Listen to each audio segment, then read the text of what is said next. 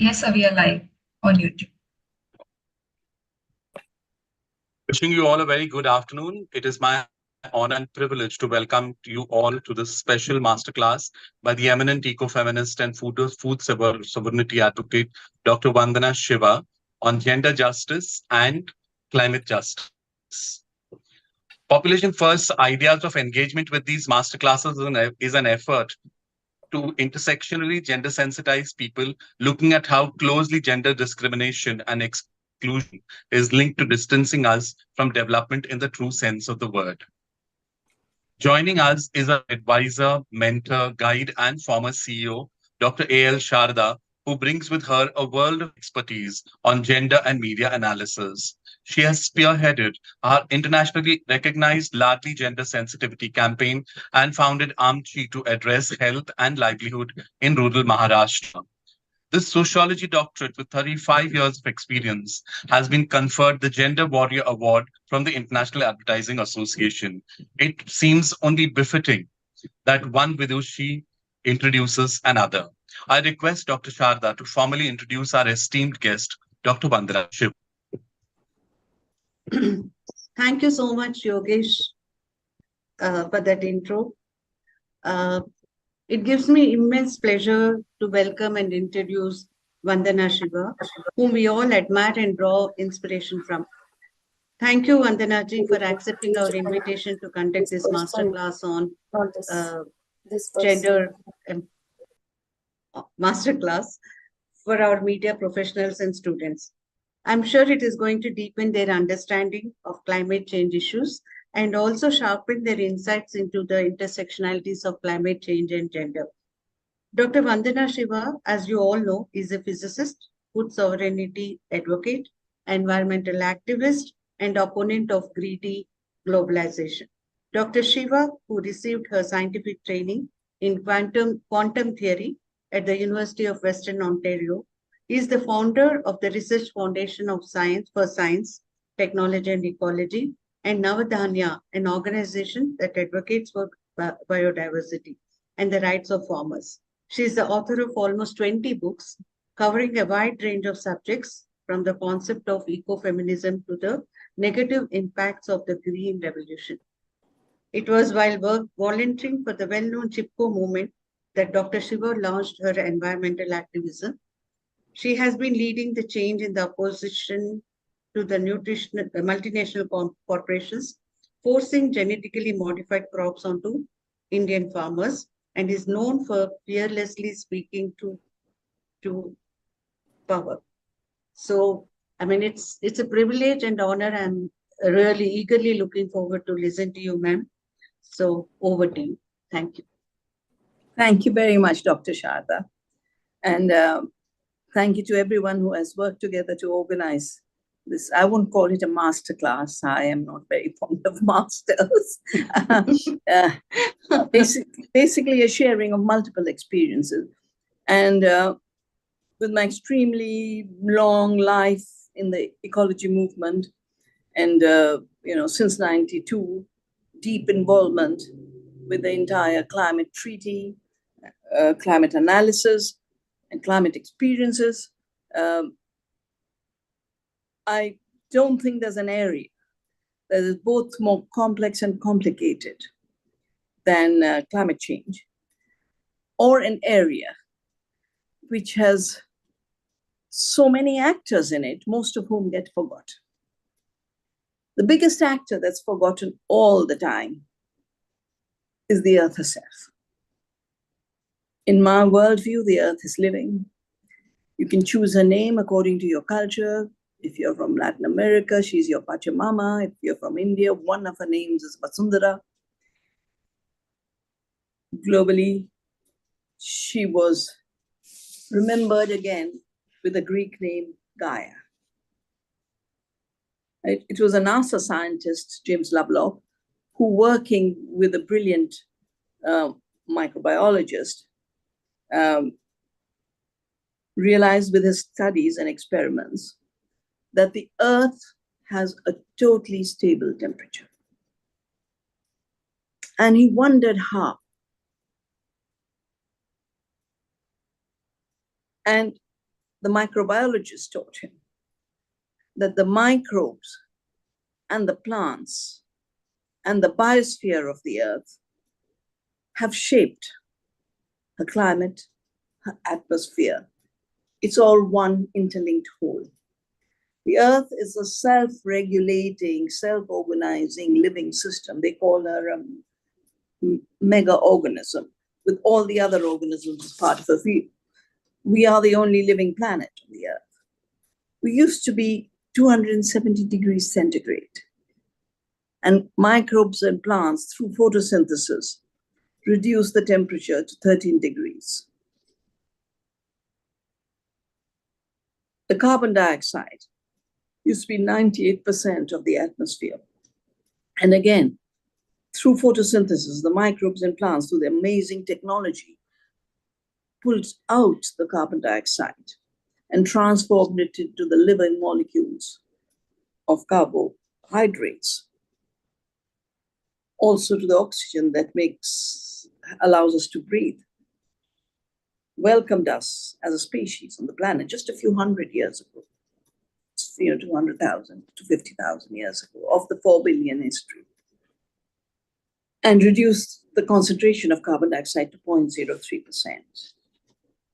The big debates right now are the 0.04% and the approximate 15 degrees centigrade.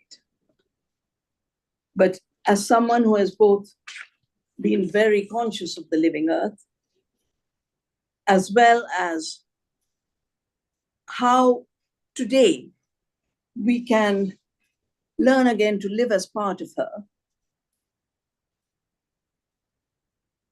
this is what I want to share with you, because very often the entire climate issue is reduced to an issue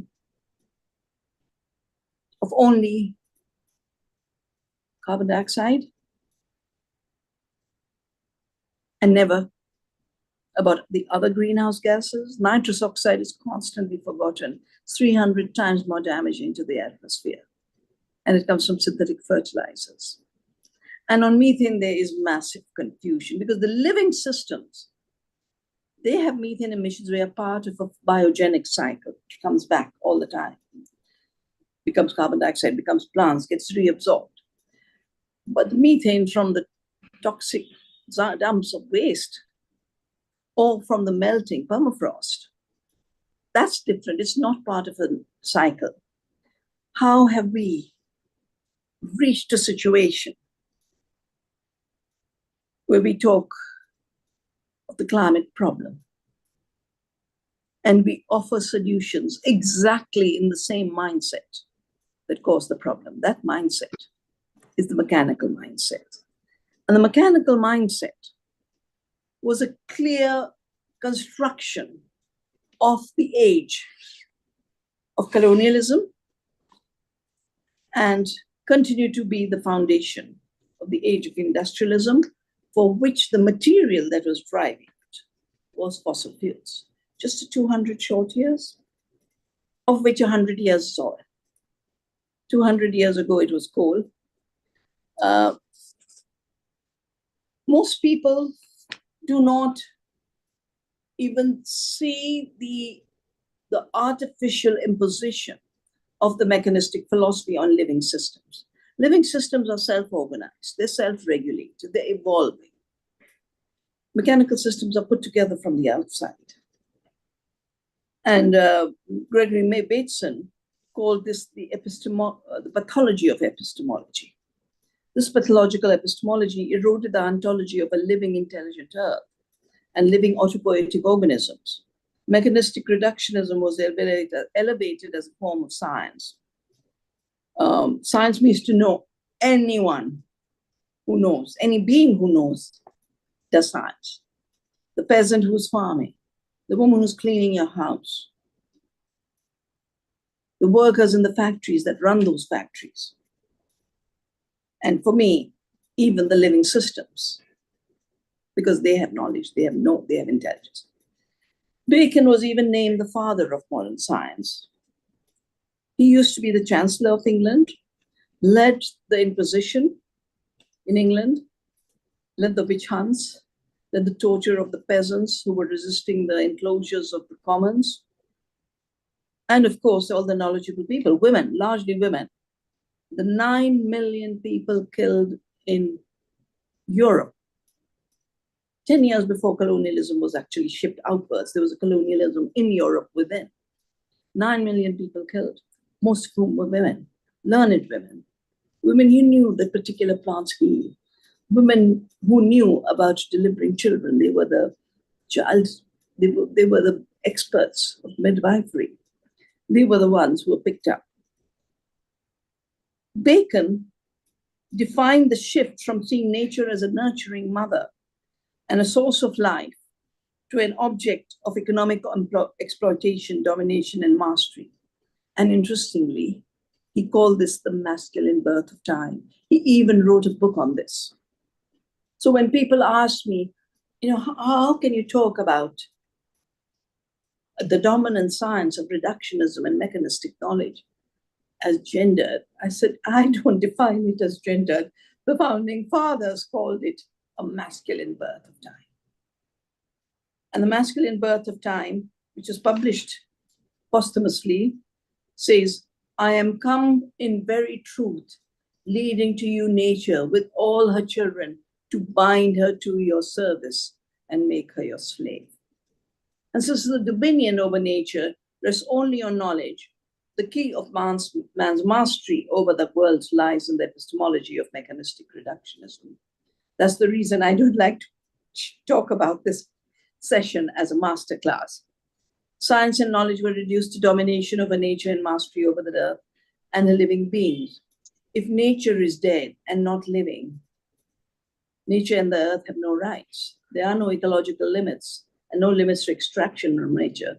This is at the root of non-sustainability. And this illusion of separation from nature, I call it ecological apartheid. Apartheid is the word from Afrikaans that is used to govern on the basis of race, and it means separateness. In that particular context of dividing humanity on the basis of race, I see these divisions not just permeating our separation from the living earth, of which we are a part. We are not separate from the earth. We are a part of the earth. We are not her masters, we are her children. And every culture that has lasted on the basis of knowing that the earth is the mother, her laws are the laws we follow. And if we follow her laws, then we have a long time on this planet. If we don't follow her laws, then we are responsible for the multiple crises we face today. And all of these crises are, again, not separate. They're interconnected. The biodiversity crisis and the climate crisis are two faces of the same process. The mechanistic mind that denies and displaces nature's creativity and intelligence, and human creativity and intelligence, goes hand in hand with an economic paradigm based on extractivism, disposability, and profits. As Caroline Merchant has written in The Death of Nature, as a conceptual framework, the mechanical order has associated with it a framework of values based on power, fully compatible with the directions taken by commercial capitalism. And this was then evolved also as the economics of capitalist patriarchy. They were celebrated as natural to humans and were universalized. As Adam Smith wrote, that the desire for greed and competition comes with us from the moon. It never leaves us until we go to the grave. How wrong he is. None of us would be present today if our mothers who bore us were competing with us. If the fetus in the mother's womb was competing with the fetus, we would all be in a disastrous situation. Absolute love, absolute care, unconditional giving is the relationship of the mother to her baby before the baby comes into this world, as well as after in most cases. as Genevieve Vaughan, who's written a gift, the economics of the gift economy, says, what comes from the womb is the gift of unconditional giving and care, of love and life. And as Ronnie Lessam and Alexander Sheffer, who sent me their book to write a promotional blurb for, have written, and the book is titled Integrated Economics, Releasing the Economic Genius of Our Society. They say, if the fathers of capitalist theory had chosen a mother rather than a single bourgeois male as the smallest economic unit for their theoretical constructions, they would not have been able to formulate the axiom of the selfish nature of human beings as they did. So these are constructions based on gender bias of a very, very deep kind. And they are the foundation of the industrial process, which then led to its aspects of pollution, which we call climate change. Mechanistic reductionism fragmented nature and atomized society. It reduced each species and every human being to an atom, competing with all others for scarce resources. The assumption of scarcity and competition go hand in hand. Nature creates abundance. Otherwise, how could we have so many diverse species on this planet? Human beings co-create abundance when they work according to nature's laws and cooperate with each other. I work with farmers and peasants out of one grass. The Indian peasantry, particularly the tribal peasants of what is today's Chhattisgarh and bits of Orissa, they created 200,000 kinds of rice varieties. 200,000. Just 2 days ago, they had a festival called Akhti. When we look at Akshaya Tritiya, the advertisements in the newspapers are all about buying gold. I got introduced to Akhti by the peasants in 91 when the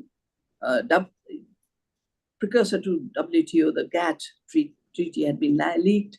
It used to be called the Dunkel Draft Text, and we nicknamed it the DDT. We organized around the country and the world around it.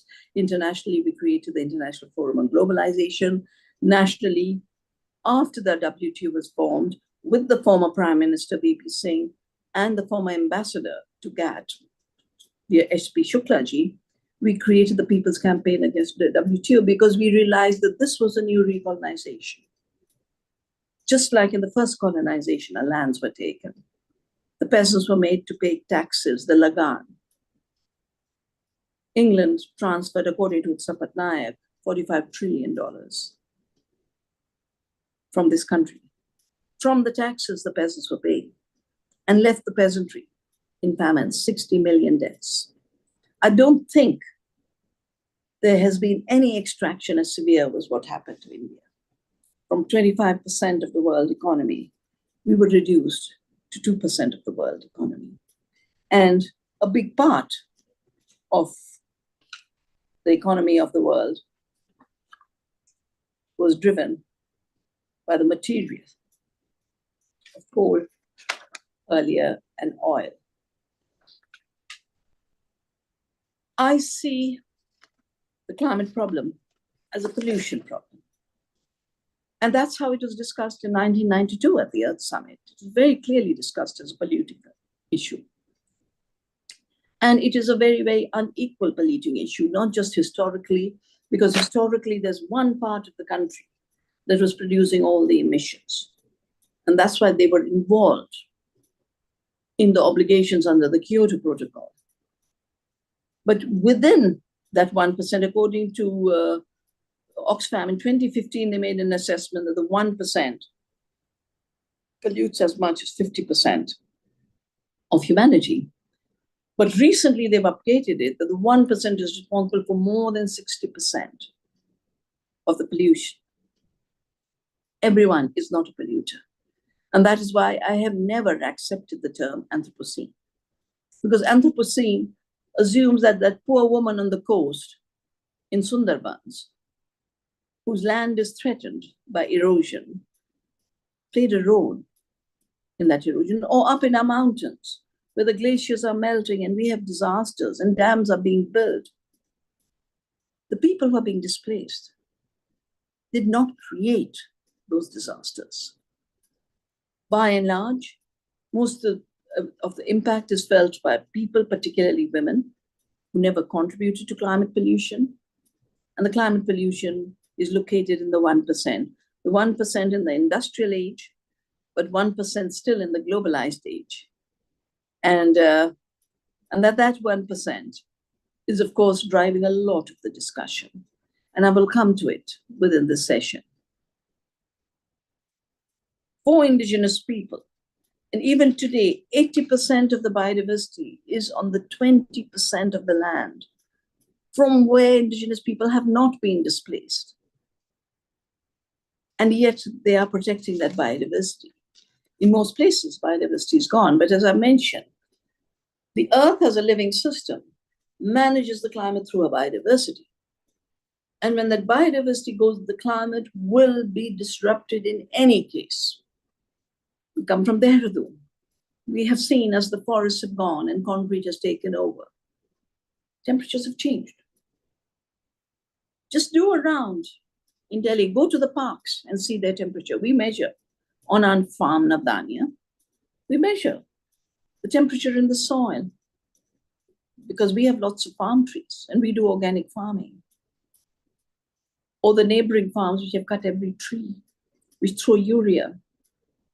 The temperature difference in the soil, 25 degrees centigrade.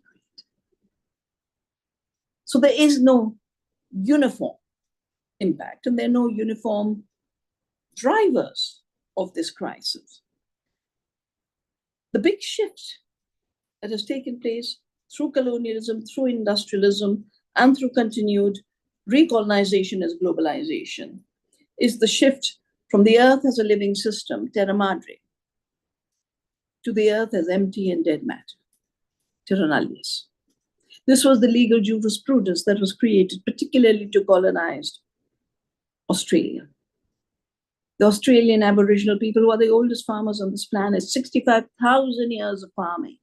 They're not bushmen, they're farmers. There's a brilliant book called The Biggest Estate on Earth that shows, now with evidence, that the Aboriginal farmers have been farming. They've been growing food. They've been managing forests. The legal jurisprudence used was terra nullius. This land is empty, A, because there's no damage, and 2, because the people here have not caused harm, so they can't be human, because human beings must have a heavy footprint, which is such a wrong assumption. The ecological damage of the colonizing Europe was not the way most of humanity behaved. Colonizing cultures are based on a number of separations in the mind, and through these separations, constructions and hierarchies of domination, the illusion of superiority. Because it isn't just, apartheid isn't just separation, but it's superiority. We are white, you are black. You're inferior, we're superior, and therefore we will rule you. Superior of some powerful men as owners and masters of the earth. We are men, you are women. And these separations and assumed superiority are the root of the degradation and desertification of land as well as the human spirit. These artificial separation and hierarchies are the basis of violence against the earth.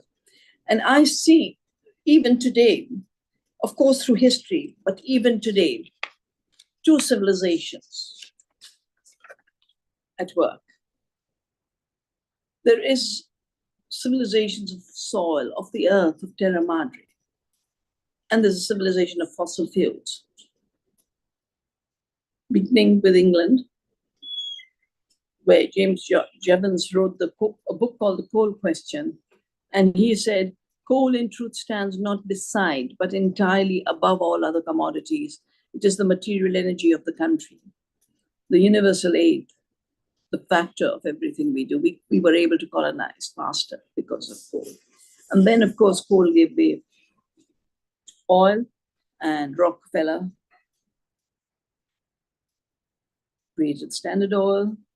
So much of the division of the world, if you look at the map of the Middle East, it's basically a carbon map and it's a colonizing map. And even the current ongoing crisis we witness in Gaza is a crisis related to trying to control land and the oil of that region. The age of fossil fuels and oil amplify the illusion that colonizing industrial man is separate from the earth, is a master and an owner. And as E.F. Schumacher has written, we suffer a very, very big error, the error that the problem of production has been solved. Because people like Schumacher and others realized that the problem of production was only solved for those who were extracting resources from other people.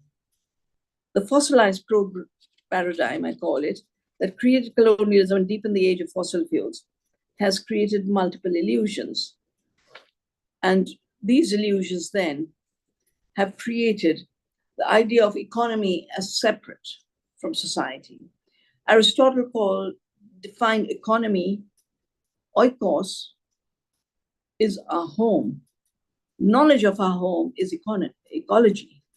Management of our home is economy. And he called economy the art of living, the management of oikos. And he differentiated it from what we call economy today. He called it chrematistics, the art of money making. The return to the earth and soil has become an imperative to address the multiple crises we face today, including the alienation of human beings from our earth being. So I have defined the culture of soil and the living earth as relationship with the earth. We are soil, we are humus. The word humus is a Latin word for soil. It is also the root of the word human. We are of the soil. The culture of the soil is based on living carbon, on photosynthesis. It's based on circular economies. It's based on community interconnectedness, cooperation. It's based on peace. It's based on sharing the commons. It's based on living ecological mind and knowledge, on diversity of the mind. And in terms of big activity in this context, how we produce our food and how we distribute it, how we transform it and how we eat it.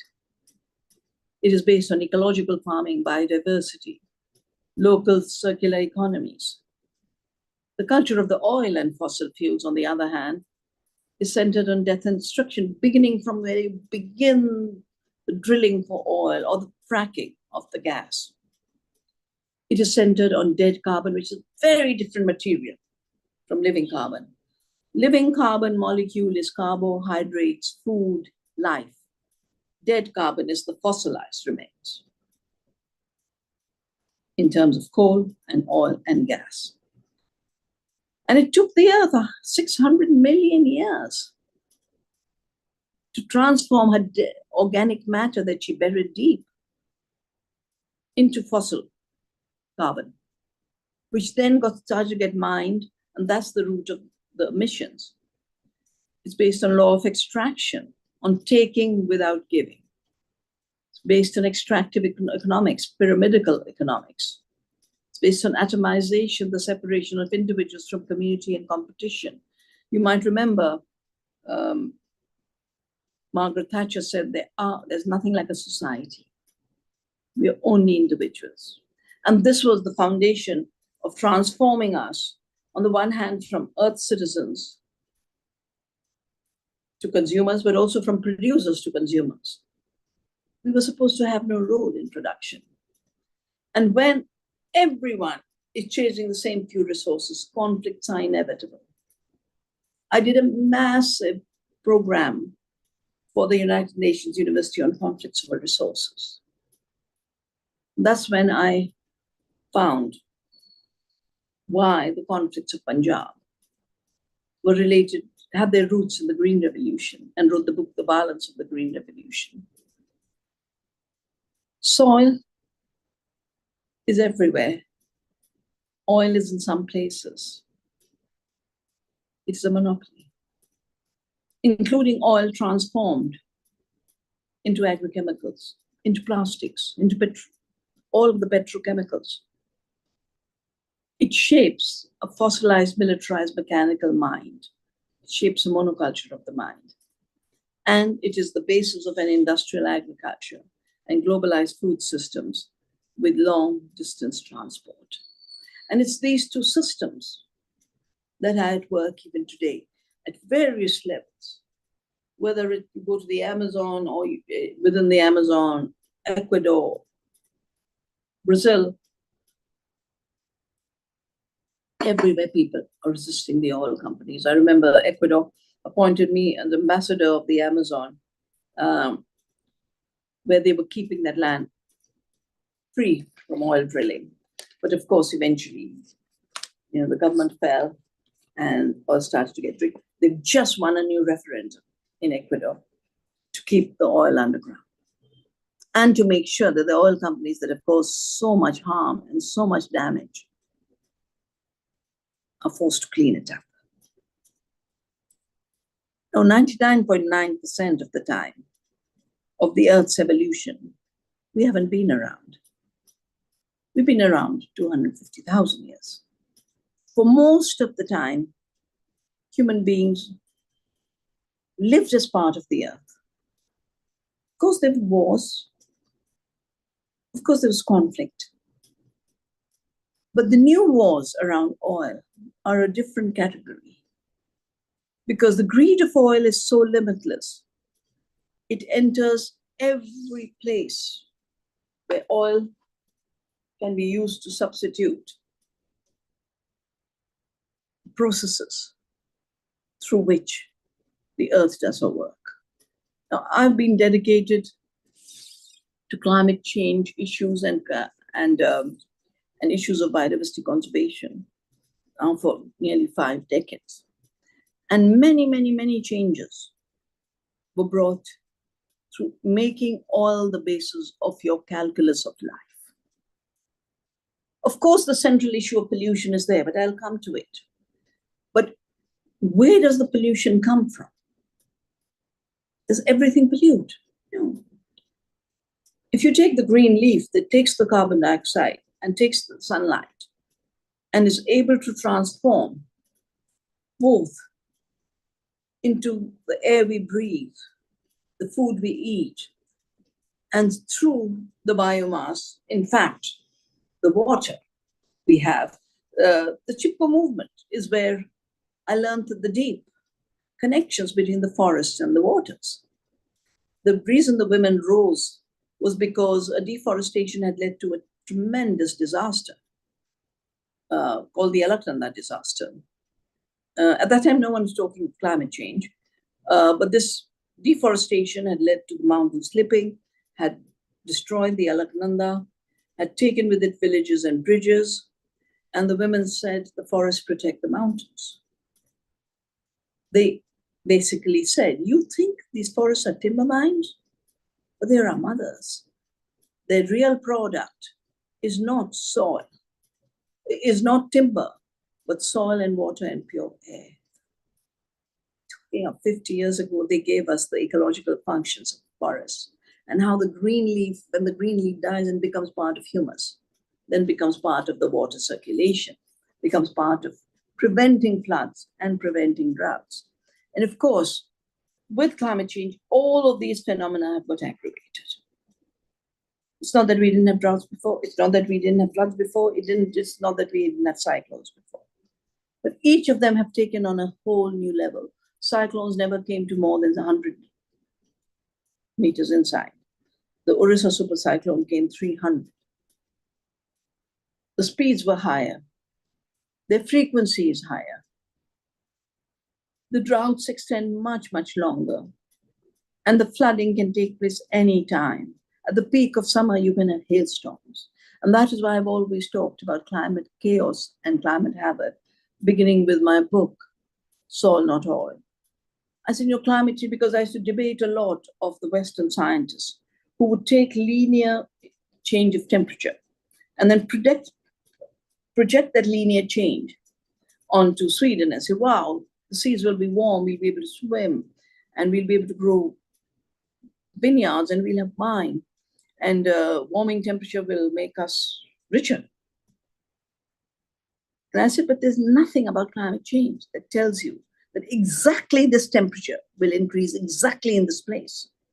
All it tells you is the self-regulating processes of the earth and what's cramped. And you don't know, you can have winter in summer and summer in winter. You can have rain when the crop should be dying. And you can have drought when you are ready for sowing. But at the heart of all of this is a particular kind of energy, the junk energy. And just like there is junk food and real food, and scientists now recognize that junk food, ultra-processed food, fast food is responsible for the multiple chronic diseases which medical people are now identifying as metabolic disorders. That, the BP might look different and diabetes might look different and that cancer might look different, but at the root of it is all a metabolic disorder of the body. And I have called, I've just finished a new book, which will be out in a few months. It's called The Nature of Nature, the Metabolic Disorder of Climate Change. Because the Earth's energies generated by the Earth, for the Earth, with the Earth, were substituted by the fossilized energies of 600 million years. And we started to burn them fast. And we changed our thinking. We called it efficiency. So for years, I've been asking the best of our scientists. So when you talk about agricultural productivity increasing or decreasing, what are you really measuring? Tell me, please honestly tell me.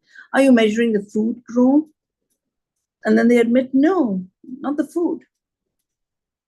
Because in fact, we keep growing more food because we keep chopping down more forests. They talk about the productivity of agriculture.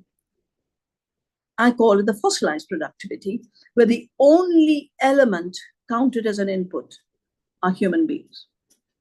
The energy involved, 10 times more energy than ecological farming, 10 times more finances, 10 times more water. You've escalated all the inputs tenfold. And therefore, your productivity actually has gone down if you measure it as a true productivity of output per unit input. But for pushing fossil fuels, you only count the human being, who is now a disposable element, to be substituted by oil and oil-based chemicals. So Emery Robbins, a fellow ecologist, years ago in 75, did a calculation. And he said, if you really take into account, he talked about Americans use 250 times more energy than a Nigerian. And therefore, in effect, the Nigerian is more efficient. But because we do not count that efficiency, we actually hide the real energy slaves, he called them.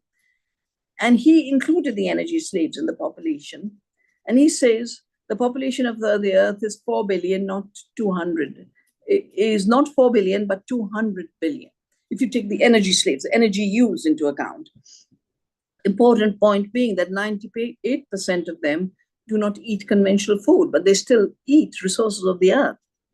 And if we take today's population, 7.7 billion people living under forced industrialization, energy-intensive digitalization, which is hugely energy-intensive. They'll have to blow up the planet for digitalization because, one server uses more energy than 250,000 households in America, not India, America. They need so much energy for the processing of the information in a networked world. The population of energy slaves today is more than 3.35 trillion.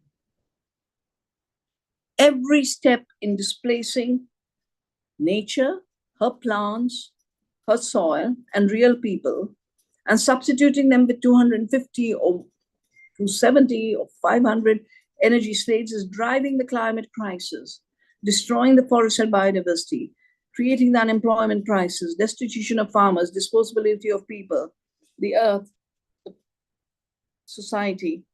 And if you notice, in India, the elections have put unemployment at the top of the crisis we face, that there is no place we are creating for future hands to be able to keep generating livelihoods. And in fact, all those who think in this linear inevitability of history as shaped by capitalist patriarchy, they talk very proudly, from the Kloppenbergs who owns Meta to the guru of the World Economic Forum, Yuval Harari, you say 98% people are useless. They'll be useless. There's nothing to do. They're useless people. Yuval Harari's solution is keep them on drugs and give them computers to play games with, so they don't realize that they could organize. And of course, Zuckerberg also says 98%. And just look at the number of pink slips they've been given, because once you train a machine to do the work, it's so easy for that machine to be used. And as they've said in strange studies, that you don't have to pay a monthly salary to the machine. So it becomes a cheaper economy for those who run it. Of course, the climate debate has been at the heart of international environmental negotiations. And I've been there from the beginning, at the time when we were not among the polluted class. In 92, I remember working with my minister, and 95% of our energy used to come from renewable systems, from animals, plants, from camels in the desert, from bullocks all over the place, cut through the fields. And therefore, we could talk of the two categories of countries. The UN framework for climate change was signed at the Earth Summit. And with it was agreed to at the Earth Summit a precautionary principle. If you don't know what an impact will be, then make a mistake on the side of caution. And the polluter pays principle. We recognize the climate problem as a pollution problem. And it was very clear where the pollution is coming from. In these years in between, somehow there's been an erasure of the sources of pollution. And pollution has been made an abstract number of percentages in the atmosphere, not the processes that lead to either accumulation of pollution or a return of the systems that avoid pollution. Now, in 92, we have the Earth Summit, and the Convention on Biological Diversity and the UN Framework Convention were signed. And at that time, we were saying there's so many treaties, we should have one UN environmental body. Right now, we only have a United Nations Environment Program, UNEP. And we were told at that time that no, we can't create new organizations. World's too poor to create organizations. 3 years later, they created the World Trade Organization. For the rich, new organizations can be created. And when in my writings in those days, I wanted to know where the word free trade comes from, free trade agreements. And I realized that's exactly how the East India Company had come into India. The East India Company had signed with the Mughal emperor a right honorable East India Company and Farrukhshir Farman, the Farrukhshir Farman, for basically unequal taxes, militarized takeover of armies. Farrukhshir Farman is the first free trade agreement. And while the UN system is based on one country, one vote, the Bretton Woods systems are based on money power. And most importantly, the deregulation of the economy through globalization has created a new class of billionaires because they got away not paying anything. The IT industry, which are the big billionaires of today, they got away not paying. The first WTO meeting in Singapore basically freed up information from any transaction taxes. And so they were saving billions and billions of dollars. Climate change for me is a life and death issue. People are dying today. And the objective of the UN treaty was to stop the pollution. And to stop the climate injustice. Most importantly, it was a legally binding treaty. And polluters were supposed to pay. And because the 37 industrialized countries, identified as Annex B countries in Kyoto, in the Kyoto Protocol in 97, the first binding was on them. After that, the two big COPs, the Conference of Parties, were held in Copenhagen and Paris, and most recently in Dubai. In 2009, when the COP in Copenhagen was being organized, I wrote a book called Soil, Not Oil. And I assessed these two systems, the cultures of oil and the cultures of soil. But I also assessed how the forgotten elements of emissions from an industrialized fossil fuel-based food system, because every agrochemical in agriculture comes from fossil fuels. It's a fossil fuel pollution.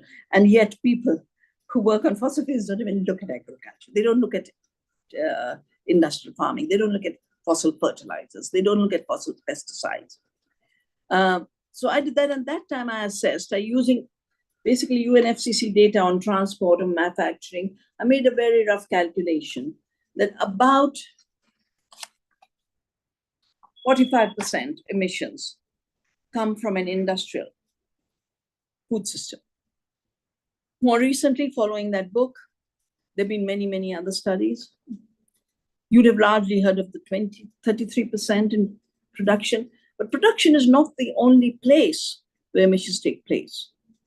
We transport food over miles. I've called it food miles in soil, not oil. When India's wonderful edible oils of coconut in the south, in Kerala, mustard in all of North India, the linseeds and the sesames and the groundnuts were all banned overnight. One order, 98, to dump soya oil, GM soya oil on India. And India was called the El Dorado of soya. At that time, it's the women who woke me up to what was happening. We did a study. I did a book on mustard and soya. I did a book on all edible oils. But today, the Amazon is being chopped down for growing GM soya. The Indonesian, Malaysian rainforests are being chopped down for growing palm oil. And even our Northeast and Andaman Nicobar Islands are being destroyed for palm oil. We're forgetting the real edible oils. So agriculture production is about 15% emissions from fossil fuels and fossil fuel-based chemicals. They call it land use change and deforestation. That's about 18%. We don't have to do that, because in any case, 98% of the GM soya is not even used for food. It's used for biofuel and animal feed. And then there's processing and transport and packaging and retail, and all that adds up to another 20% emissions. And because we privilege long distance and we privilege uniformity, we have 2 to 4% food being wasted. In America, 50% of the food is wasted. A very, very good book called The American Wasteland, which calculates how right at the farm level, you destroy the food because the cabbage is not the identical size. You allow the apples to rot because the apples don't go through the hole in the trading machine. They measure safety, sanitary and phytosanitary conditions are not measured according to health. They don't look at the pesticide residues. They don't look at what the GMO is in it. They don't look at any of that. It's the size, because it's for transport. I remember when we were fighting Walmart in India, I got a letter from South Africa where the South African farmer was telling me, they said, they've changed. Walmart has changed the size of its truck. So it's wanting us to change the size of our apples. And they're making us plant a different kind of apple, which can fit into their crates. So we have a situation since the WTO where trade is driving production and production is destroying the earth, because there is no consideration of what is happening to the earth. The interesting thing about Copenhagen was Mr. Obama flew in and he basically told the other polluters, he said, no, we shouldn't have a legally binding treaty. Let's just have volunteer accord. And he announced there'll be volunteer accords and the legal binding treaty is dead. That's when Evo Morales, the president then of Bolivia, said, we weren't here to discuss the rights of polluters. We were here to discuss the rights of Mother Earth, because the negotiators were still in the hall negotiating. Obama was outside talking to 5 countries to say, let's get rid of legally binding obligation. So in a way, a legal treaty was killed in Copenhagen. There is no legally binding obligation on climate change anymore. And because of that, Evo Morales then called many of us, and we drafted the rights of Mother Earth. You can find the rights of Mother Earth on many web pages. You can also find it in our book, Origin. And it's published as the Enclosures of the Commons in America by Syngenta Press. The next big shift was 2015. And everyone talks as if 2015 was the beginning of climate negotiations. Not true. It was the end of climate negotiations. No negotiations took place after that. I was there and I watched on the stage Mr. Bill Gates and Zuckerberg. And I said, the United Nations was supposed to be a country representation. Heads of state are supposed to be here. Since then, when did an unelected billionaire not just become equal to the heads of states, but start telling them what to do? And he was laying out all the false solutions that are dominant in the discourse today, and I'll come to it soon. That's when I wrote my book, Oneness versus 1%. And my son did a lot of work for it to understand where's the economy today. If you want to understand, please read Oneness versus 1%. So the COP21 was the beginning of the hijack of the UN system by the money system. And since that time, the UN treaties have started to get used much more. Of course, the negotiations carry on inside halls. And outside, the rich people hold a side meeting. They fly in with their private jets, hold a side meeting. They come all prepared, issue a declaration. They own all the media. So they just issue it. And nobody knows that this was not inside the negotiations. It's a private declaration. And people treat it as if it's a UN declaration. So there's a kind of erasure of the UN system as an international body of law and policy. I could give you details of how the UN Food Summit was hijacked, the climate summits, of course, systematically, the biodiversity summits are being hijacked. The most recent COP was at Dubai.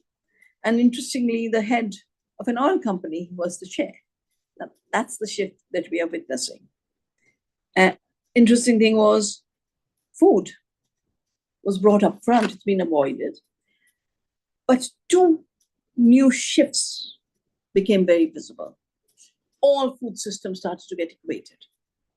And Mr. Kerry, who is the climate czar of the United States,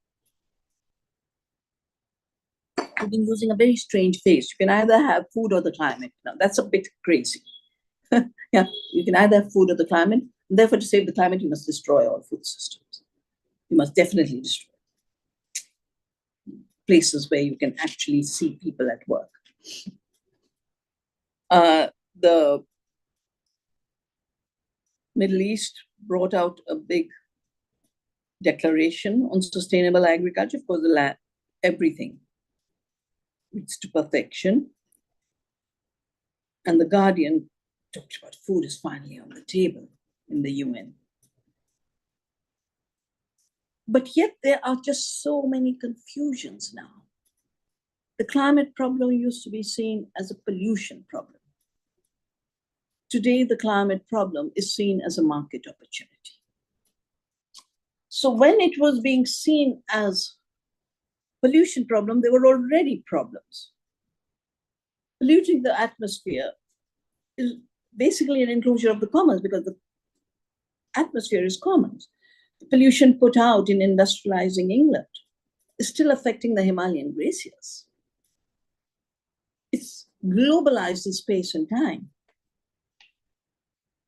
What was once a resource available to all has been privatized many times over. The first privatization was the pollution itself, where the commons was treated as a place to put your pollution and your sink into. The atmosphere was treated as a pollution sink, just like our rivers are treated as pollution sinks.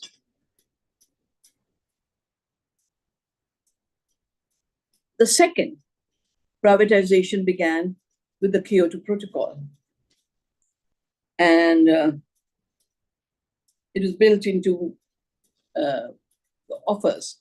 So Stern, who was appointed to write a big report on the whole climate, he said the very basis of emissions trading is assigning property rights to emitters and allowing them to be traded. Now just think of it.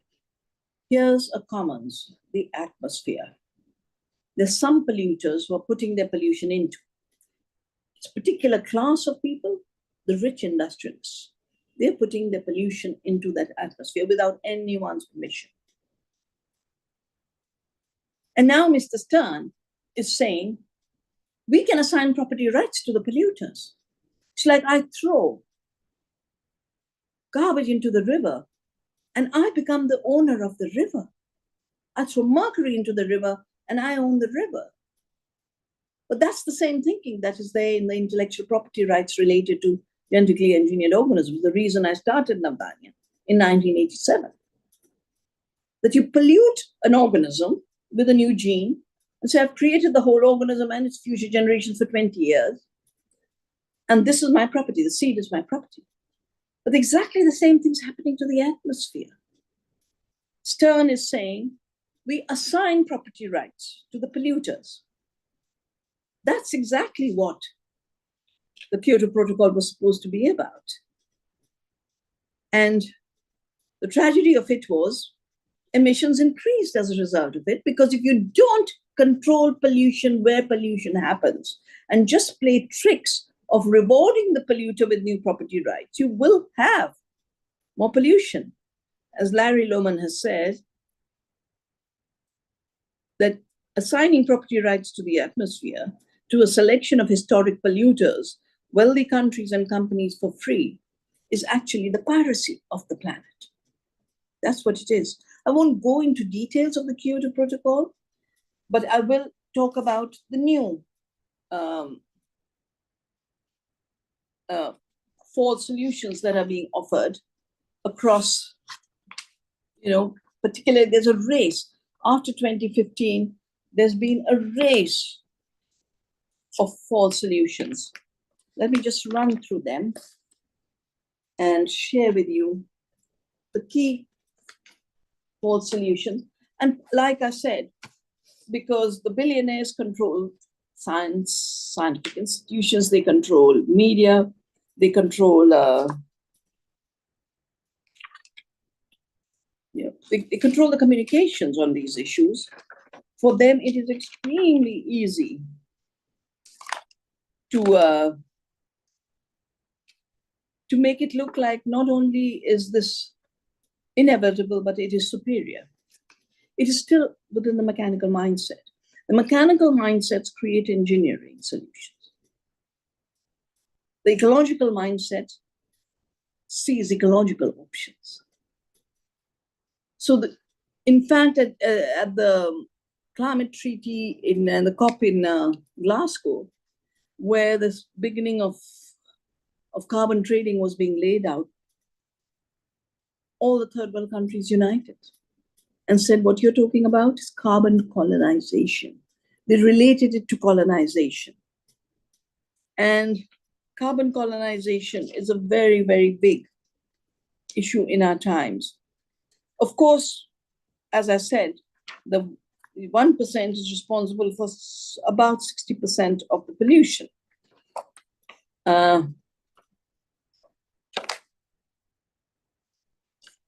A big part of the fourth solution is what is called geoengineering. Engineering the planet as a whole. Now, you might have seen references to work on dimming the sun, blocking the sun, as if the sun was the problem, to aerosol spraying in the skies, to block rain or to create rain. Now, these are all known, tested, tried technologies, but they're being given a new, earlier they were treated as interference in the weather, now they're treated as climate solutions. There's been experiments that were blocked in Sweden. It was the indigenous people of Sweden who called many of us to stop a Gates Foundation Harvard University attempt at geoengineering to create artificial weather by flying jet planes to spray aerosols to block the sun.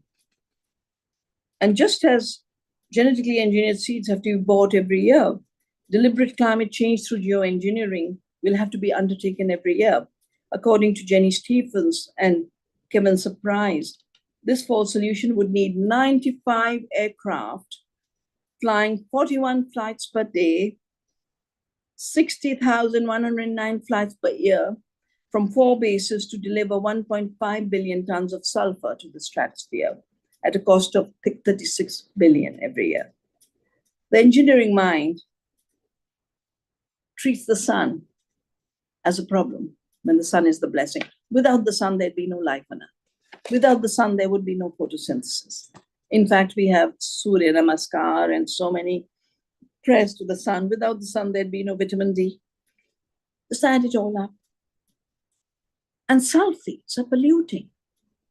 In fact, when rainfall will mix with the sulfate aerosols, we'll have sulfuric acids. And I remember in the early days, we used to have an environmental problem called acid rain. We're going to have new acid rain. Now, there is a UN treaty that is not being invoked to stop this playing with the atmosphere. A UN treaty is called the Environmental Modification Convention, ENMOD. Formerly, it was called the Convention on the Prohibition of Military or Other Hostile Use of Environmental Modification Techniques. This is happening on a very big scale. And I saw a report the other day from the US Air Force called Owning the Weather, like owning the seed, owning the weather. We will use these weather modification systems both for enemies in war, as an instrument of war, but also against trading partners who are competing with us. So we can destroy at the wrong time. With the untimely rain, we can destroy the wheat crop and we'll have a monopoly on wheat. This is something you all should be looking out. There's big debate on the Saudi Arabian floods recently.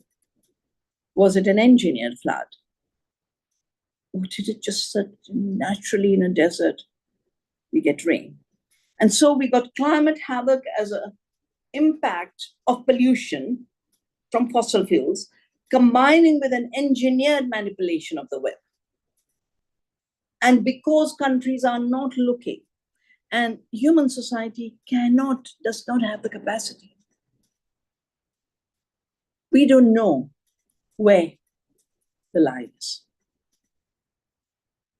Another very, very common false solution is lab food.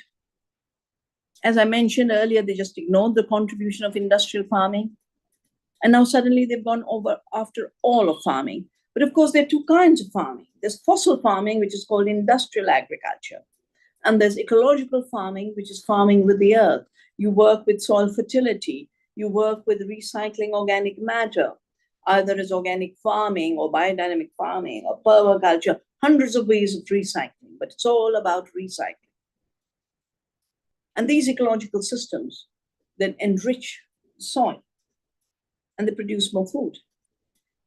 But food now is being treated like seed wars. It must be appropriated. It must be engineered. In my decades of study now and decades of work with food systems, I have understood that food is the currency of life. Food moves from soil to plants to our gut microbiome.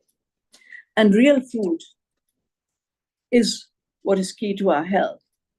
Already, 75% of the chronic diseases that are affecting humanity are related to the 50% of the greenhouse gas emissions coming from a bad food system, same bad food system that is leading to a metabolic disorder for the earth as a whole, which is climate change, is also leading to metabolic disorders of the human community.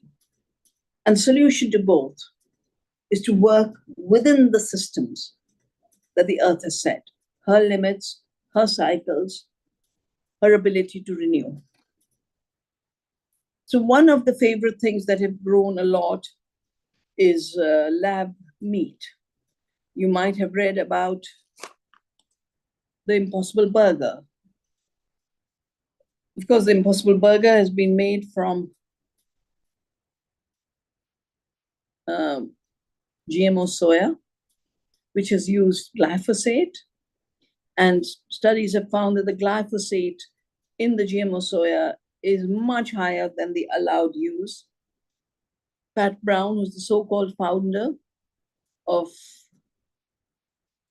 Impossible Burger, says, I went for the safest way to produce meat. I used genetically engineered soya and a genetically engineered yeast to produce artificial blood, called the heme, which is never assessed. There are 14 patents related to the Impossible Burger. Every synthetic ingredient, every artificial step is a patented step. So just like genetically engineered seed was promoted in order to own the seed and collect royalties, genetically engineered synthetic biology, artificial lab food as a climate solution is being used in order to own the food and control it with a very false narrative. Why is the narrative false? Because the key to emissions is emissions from pollution. As a physicist, we were taught there are two kinds of systems. There are machines that use external energy to run, and they generate heat and they generate entropy, and that is pollution. So the more the external energy used in a system, the more the pollution, the more the emissions. On the other hand, living systems generate their own energy and don't heat up. Does a plant heat up? When you put a seed of ragi into the soil and it grows into a plant, does it heat up? No, because the sophistication of living systems is so huge that it's balanced down to the last energy exchange. There is no entropy. As Schrödinger, quantum physicist, said, living systems have negative entropy. Positive entropy is waste. Negative entropy is used energy to create more energy within. Negative energy and entropy. That's why they don't heat up. And that's why they don't have emissions. Therefore, there's no waste. Therefore, there's no pollution. So if you've shifted, here's a plant that's growing and can give you everything. And you shift it to putting it into a lab and feed the microbes. They call it cellular food. They have many, many names for it. At the end of it, they're microbes which have to be fed from outside. And they have to have very high energy input to process it all. And it is like a pharmaceutical industry. You can't have impurities, You make it exactly like you make pharmaceutical products. New results are showing that even though it is said that fake food will save the planet, and we need farming without farmers, food without farms. They can get rid of the farmers, but they won't get rid of farming. They will need 7 times more land for feedstock. Which, as Bayer, who bought Monsanto, says, we are perfect for this game because we grow food on very, very large acres, and we don't grow food for people to eat. We grow raw material of amino acids and proteins, which will then be fed to the lab. 5 times more acreage of land will be taken, And because of this external energy intensive use, you will have 25 times more emissions. It is not a climate solution. It is a new climate problem. And it's only when the first few disasters will happen. But most importantly, already ultra-processed food is responsible for 75% chronic diseases. If we shift to ultra-processed food as lab food, not only will the earth get sicker, we humans will be constantly sick because our body is a total match to the earth's body. Our gut microbiome is a total match to the soil microbiome. All the metabolic disorders of the world now are being connected to the destruction of the gut microbiome and the diversity of the gut microbiome, 100 trillion, all with different tastes. They cannot eat monocultures. They cannot tolerate toxics. And the decay of the gut microbiome is leading to disease. Can you imagine if everything we eat is artificial and has been fed by the same GMO soya? How disturbed our gut microbiome will be. But part of it is there has been attempts since fossil fuels were started, since industrialization started, to not just not look towards the earth and how the earth does that work, but more significantly, to displace living systems, which very often are more sophisticated.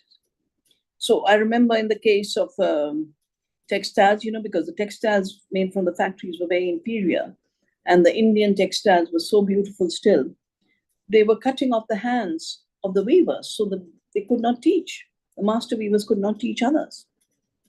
In the same way, the GMO seed is non-renewable. It's designed for the farmer to not have their own seed. This is the work we do in Nabdania. And our work has shown, that when we grow our own biodiversity, we can grow 2 times more food than India needs. We're starving because of the wrong forms of monoculture, chemical agriculture. But more significantly, our seeds that were called primitive, we've just done a study.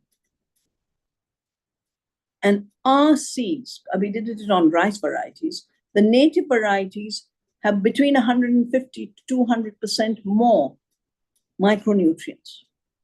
Because nutrients is what you eat: calcium, iron, magnesium, zinc. And everywhere across the board, there's deficiency. And now they're trying to solve the deficiency problem by adding artificial iron in rice, which is having its own side effects. It's like a war against the plants. It's a war against the animals. And in terms of war against the plants and animals, there is a whole new attack on cows, as if the cows were the problem. Now, cows emit methane, but that methane is part of a biogenic cycle. It degrades within 10 years into carbon dioxide, gets reabsorbed by the grass that the animal eats in. And I'm not talking of factory farming. Factory farming is, of course, an industrial system. But natural grazing emits methane within a biogenic cycle, which is very different from the pollution from a factory farm. But the cows across the board have been made the problem. Bill Gates talks about 4 stomachs of the cow being the problem. The design was wrong. We'll re-engineer the cow. 1/3 of the farms of Holland are marked for to be destroyed. 200,000 animals in Ireland are to be destroyed. And one by one, countries are being targeted to destroy the animals. The animal is not the problem. The cow is not the problem. How we treat the cow, what we feed the cow is the issue. Compassion is the solution. Otherwise, if the cows themselves were the problem or bovines were the problem, when in America, the bison used to roam free in the prairies, we'd have had a huge methane stink. In fact, my mother had cows, and the research foundation I started was in the cow shed she gifted me. Cows never stank. No, there's farming and farming and farming. There's different ways you treat the cows, and false equivalence has always been part of the false universalism of a colonizing knowledge system. On the other hand, and of course, finally, there's the huge issue of carbon offsets. I'll pollute, but I will take your land of a non-polluting farm to offset. Now, I was in a debate with the person who's now heading the net zero of the union system. And he said, we've done all the financial calculus. From life, it's moved to financial calculus. And all we'll need to find now is carbon sinks. And so the chair of the debate said to me, Dr. Shiva, would you like to respond? I said, yeah, I just want to tell this gentleman that we are not your sinks. You know, stop your pollution. Don't try and dump it on us and make money in the process. So please look at carbon offsets, biodiversity offsets, the new ways in which the polluters are finding new ways to make money out of not just taking your forests, your land, your resources, but continuing to pollute. That's the key issue. Nothing is saying stop the pollution. Bill Gates, the other said, yeah, I fly a lot on private jets. Yeah. But he's not going to stop flying private jets. He just wants to control others. And that's why it's a big issue of climate justice, and it's also an issue of gender justice. Of course, there are real solutions. The real solutions are remembering that we are part of the earth. We are not separate from her. And as part of the earth, we can grow food, and we do grow food in ways that sequesters. Women particularly have an amazing capacity to be part of the solution, to be part of the resilience, to be part of the regeneration that can bring us out of this toxic mess. When I did a new edition of Staying Alive, the publisher asked me to give an updated introduction, and I did an updated introduction because I just received the FAO award on women in agriculture. And I had synthesized in my talk some of the data that was coming out of the FAO. They had put out that year, when they were giving the award, a report called Women Feed the World. In Nigerian home gardens, women plant 57 plant species. In sub-Saharan Africa, they cultivate 120 different plants. In Guatemala, home gardens of less than 0.01 hectares have more than 10 trees and crop species. In a single African home garden, more than 60 species of food-producing trees are counted. In Thailand, researchers found 230 plant species in home gardens. In Indian agriculture, women use 150 different species and plants for vegetables. In West Bengal, 124 weed species are used. In the Expana region of Veracruz, Mexico, peasants utilize 435 wild plants and annual species, of which 229 are eaten. In Navdanya, we have saved 4,000 varieties of rice. Everywhere, we encourage that women not use fossil ag chemicals. They allow plants to grow together. And we assess not yield per acre, which is the commodity that leaves the farm, but health per acre and nutrition per acre, which is the nutrition that a particular piece of land produces. And that's, as I said, our report, Health Per Acre, shows that we could feed 2 times India's population by intensifying biodiversity and intensifying photosynthesis, which is the way to heal the planet and regenerate the living cycle of carbon. Because photosynthesis is where the carbon dioxide is pulled out and we turn into food. The more you intensify biodiversity, the more you intensify photosynthesis, the more you generate living energy, and you generate living food and living nutrition. But over time, we have even evolved seeds that can tolerate the extreme, seeds that are flood resistant, seeds that are salt resistant. After the Orissa, we were saving seeds, so we had seeds that were salt tolerant. And after the Orissa super cyclone in '99, we distributed those seeds. we sent 2 truckloads of seeds from the farmers of Orissa to the farmers of Tamil Nadu when the tsunami hit Tamil Nadu. So if farmers have seeds in their hand, a disaster is not a disaster forever. Whereas if those seeds are held in the hands of a handful of corporations who take patents on it, a climate disaster becomes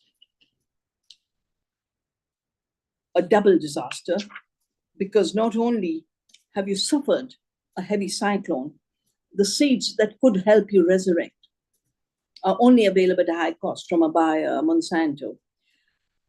Do they create these seeds? No. My work on intellectual property is basically of the illusions being created about how the world works, the ontology of the world. So there's a program called Athlete, which is a software program. They collect 1,000 seeds from public seed banks. And this is what they say. Athlete uses vast amount of available genomic data, mostly public, to rapidly reach a reliable limited list of candidate key genes with high relevance to target trait of choice. Allegorically, the Athlete platform could be viewed as a machine that is able to choose 50 to 100 lottery tickets from amongst hundreds of tickets, with the likelihood of the winning ticket being included among them. There's not a word that refers to creating something, choosing what exists from a public domain, picking a lottery ticket, gambling on the casino. This is not about life. Breeding is about care. Breeding is about diligent observation. Breeding is about actually working with the plants.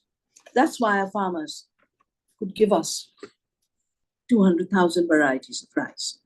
Now, it's working with the earth where the real solutions to climate change lie. Not only is it the only science, if you hear scientists, they say there's no way we can prevent the 1.5 degree rise of temperature. No, we can. You just haven't looked to the earth. You haven't looked at a partnership with the earth. You just keep looking at machines, those carbon capture machines, which will take out carbon dioxide and send it through big pipelines to be put underground. Farmers in the US are rebelling. They're saying there are going to be explosions from this stored CO2. We don't want this under our land. In any case, it's totally inefficient. Show me one of their carbon capture machines that can give us oxygen to breathe, food to eat, and actually be a solution to climate change. No, they're just new ways of, because all of this money is public money. This is where funds get allocated to allocate to the false solution.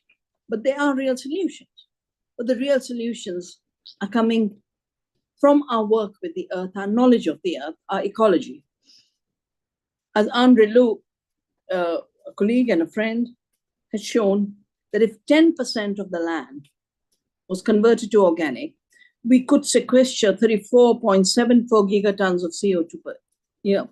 The gap, the carbon gap that they're not able to meet, for which they're throwing their hands up, can't meet the 1.5 degree, can't meet, it's 26.89. Here's 10% farms going organic, solve the problem. And another brilliant scientist who was head of the European Environment Bureau, Dr. Jacqueline McGlade, has said that if the carbon in the soil was increased by 1%, we would be able to absorb 31 gigatons. Now think of it, that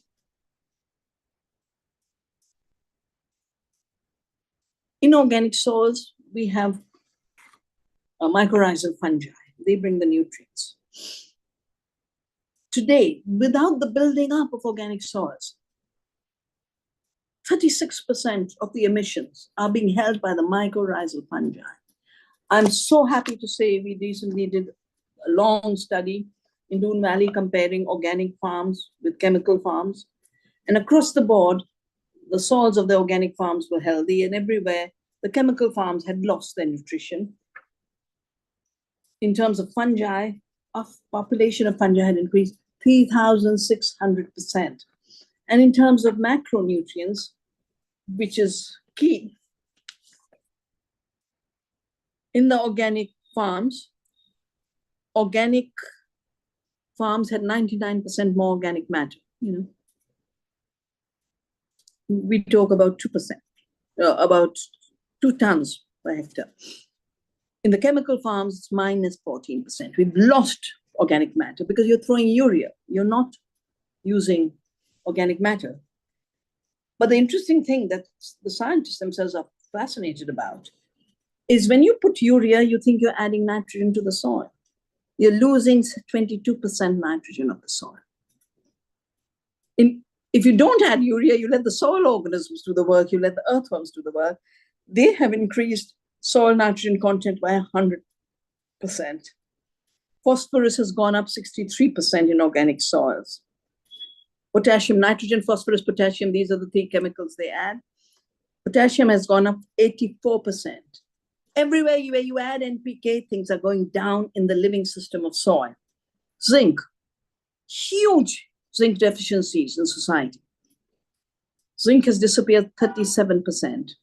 It's increased 14% in organic soils. Soil is doing the work for us. We have to just take care of it. Copper, 21% down, 9.4% up in organic soils. Manganese, 17% down, 14% so up. Iron has disappeared in the soils. You don't have to do biofortification of rice. You just feed the soil. You feed the soil organisms. We're looking at the wrong things. We are still looking at energy intensive and entropy creating, polluting systems at a time where we should be looking at low external energy systems that create more food, not just for human beings, but for all beings. And those are the systems that are biodiversity intensive, that are intensive in terms of photosynthesis, that also solve the climate problem, but they also solve the nutrition problem. They also solve the hunger problem. They also solve the water problem. They also solve the desertification of soil problem. 75% of all the destruction of soil and water is because of industrial farming that is also leading to climate change. 90% disappearance of species, birds, insects, plants is because of the chemical monocultures of the industrial agriculture. We are regenerating biodiversity. Most importantly, the health of the planet, our health is interconnected. So when we do things according to the laws of ecology and the laws of the earth, and there are 2 laws that you cannot break. The law of biodiversity, nature does not work in monocultures. The law of recycling or return to the earth. Nature doesn't just extract. Nature gives, returns, recycles. Those 2 laws, if they are obeyed, we both solve the problem of hunger and poverty, and we solve the problem of climate. That is why the issue of climate justice is so deeply related to the issue of social justice, and is particularly related to the issue of gender justice, not only because the women's way of thinking is what was crushed with the masculine birth of time, but women's way of thinking is what is at the root of thinking through diversity, doing multifunctional tasks at every point, taking care, the care economy, care for the earth, care for community, care for the future generations. That is why for this period, I believe that women are leading the way and will lead the way for solutions, for real solutions to climate change against the handful, 4 or 5 capitalist patriarchs parading around with the wrong recipes just to make more money. More money from food now, more money from flying more and more craft to pollute the atmosphere through geoengineering, more money from carbon credits and carbon offsets. They continue to play the tricks that have made them rich. We will do the real work that makes the earth more abundant. Thank you.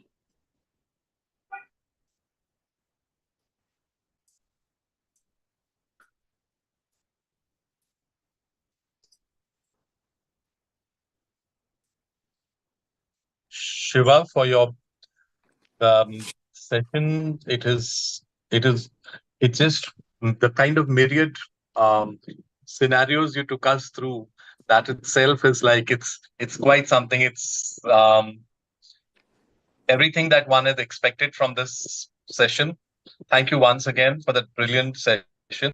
It highlighted how human beings have been around for only 250,000 years of this planet's existence and are doing irreversible damage. In so many ways, what you said harked back to Mahatma Gandhi's view that the world has enough for everyone's need, but not enough for everyone's greed.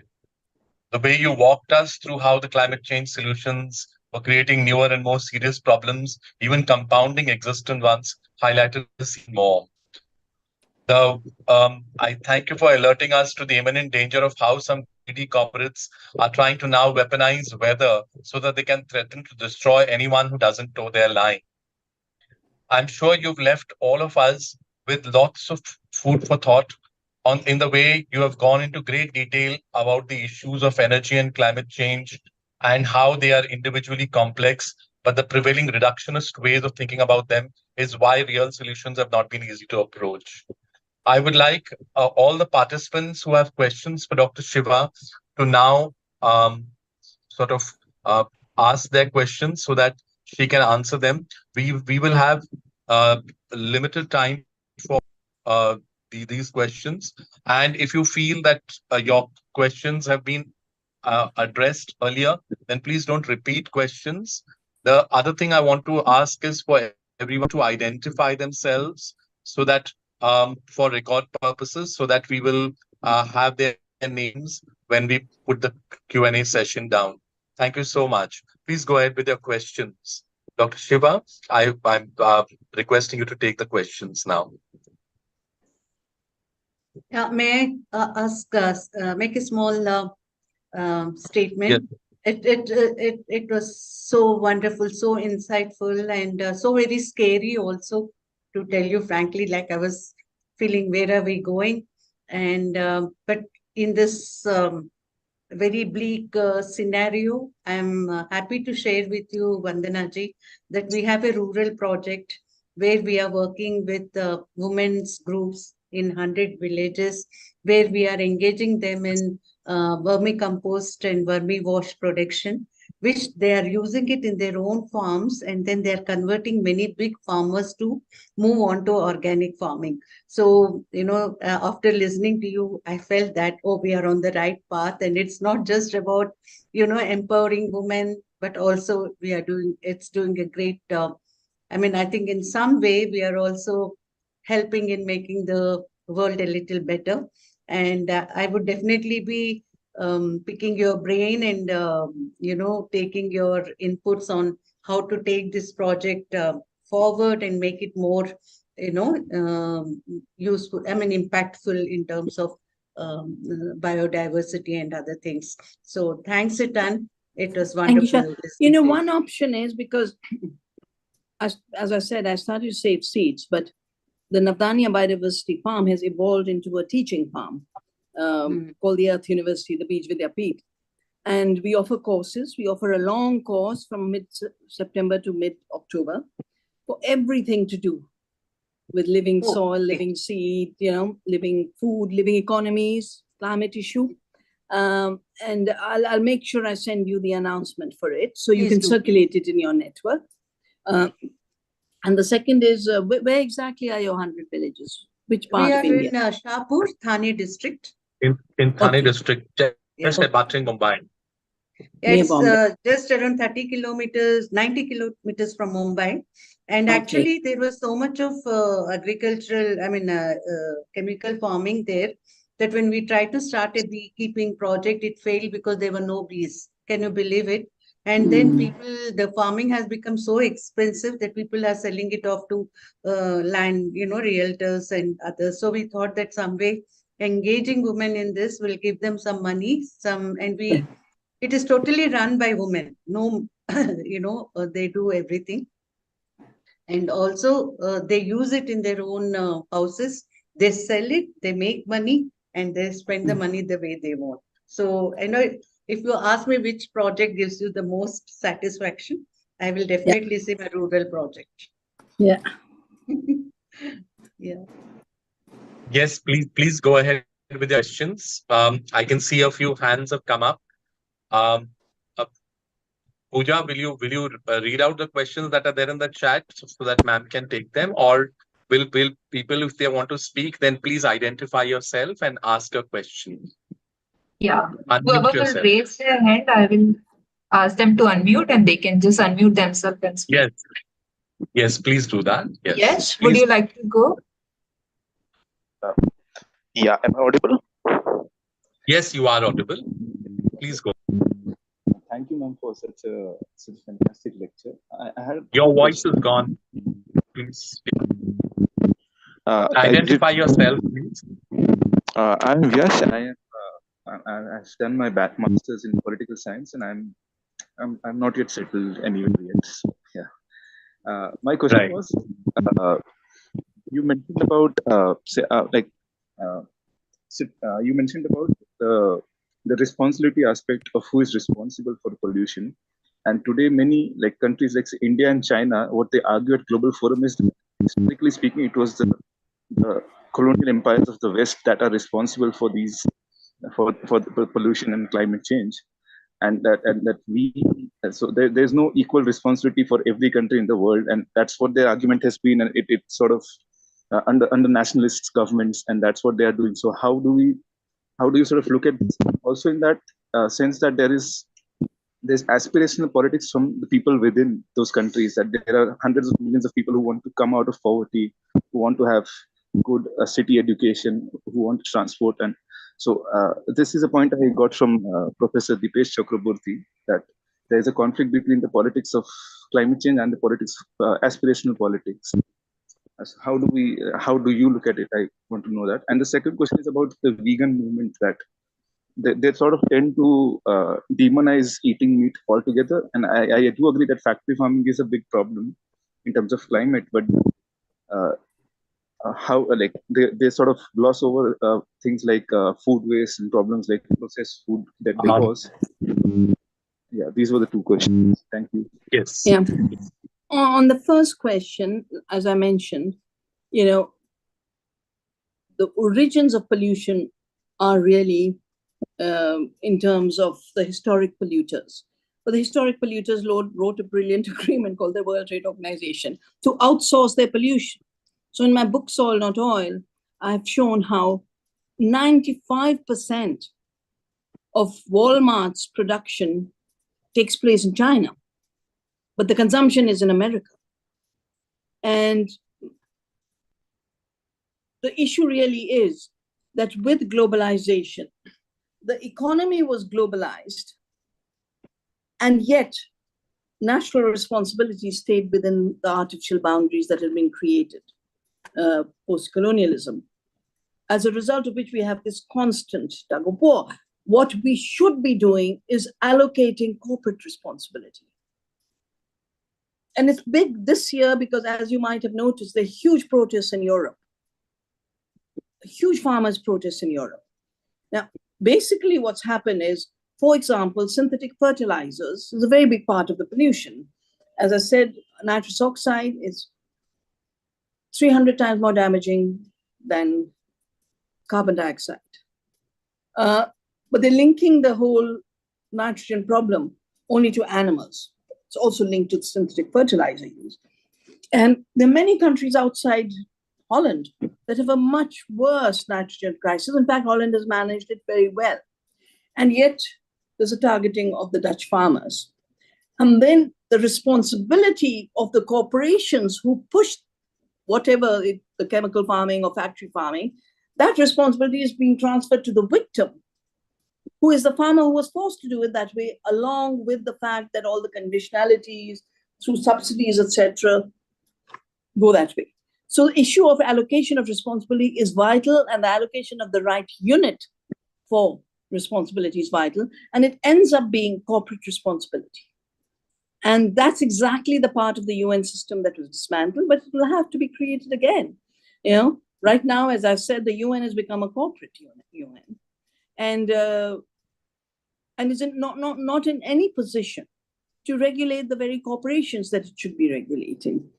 And the other is, because of the way the UN system evolved, the framework of common but differential responsibility is very, very important. And that is attacked all the time in international platforms. So, of course, all this needs a revisit, but no country is a uniform country within. I mean, look at our elections, they're telling us exactly how divided systems are. And I have worked with tribals of Jharkhand who are fighting against the coal mines. So it isn't that, they're aspirational, they want the coal. No, if the coal is going to destroy their homeland, I mean, look at the Chhattisgarh fight on a coal mine. So there is large enough parts of India that lives in what I call the biodiversity economy, and they want to defend their biodiversity homes. And for them, the aspiration is with the earth, not against the earth. So the multiplicity that India is and has been defended in many ways, the Forest Rights Act, the Panchayati Raj Act, all of these were instruments to give governance to the place where the impact is felt. And we cannot afford to do away with these laws, even though at this point they're being marginalized. And I think the most important ontological issue, and I've written about it in Soil Not Oil, is that we falsely linked the use of fossil fuels with wealth creation. 200 years before industrialization of England had looted us. That's where the wealth came, from the extractivism of colonialism, not from industrialization. But the narrative was put, it's because of industrialization. Industrialization was based on coal. Coal creates wealth, therefore you must burn more coal to make people more wealthy. These are all issues that are linked through subsidies, through policies, through wealth transfer, and all of those hidden systems need to be understood. We've done a study on the agriculture sector that there's a hidden subsidy of $1.3 trillion related to industrial agriculture, where nature bears the costs, farmers bear the costs, including through suicides. The industry doesn't bear the costs, it just externalizes it. Now, this externality means that the true cost is not accounted for. And I think we must stop talking about fossil fuels create wealth. Fossil fuels transfer wealth. And good wealth distribution could get the good education, could get the good access to markets, could do all of it in more just ways. We practice it in Adani. Before anybody asks any other questions, I want to just make it clear that if you can limit yourself to one question each, because then a lot of people will get to ask questions, because we have a huge number of participants and almost a lot of people want to ask questions. So it'll be better if you can keep yourself short and also ask one question each. Thank you so much. Please go ahead with your next question. Farida ma'am, would you like to go next? Okay, Vandana. Thank Hi, you very Farida. Hello. Yeah. Hello. How are you? I'm good. Yeah, I enjoyed your talk very much. And I know that although Yogesh said that I should ask only one question, but I will make only one or two comments, because you like this spiritual things also, this analysis in your writings. First of all, I agree very much with you that it should not be called a master class, because master is a very much masculine word. And I think we should not get into it. And when you talked about soil, I was feeling that in our spiritual tradition in Bangladesh, the songs of bauls and sadhus, they say, matir deho khati karo. Your body is actually made of soil and you make it pure. And by, so don't pollute it. So I think this kind of, issues are there in the society, in the social mind. And that's what they are following. And just one thing I want to also add, when you talk about apartheid, in the Palestine, in Israel, what Israel is doing in Palestine is destroying the olive farms, their biodiversity. So it is part of the war also, destruction, not only by bombing, but also destroying their livelihood. And finally, there are things that tobacco cultivation, eucalyptus plantation in the name of environment. I think these are also something that needs to be challenged. Yeah. Thank you, Farida. Yes, please, Pooja, let the next person.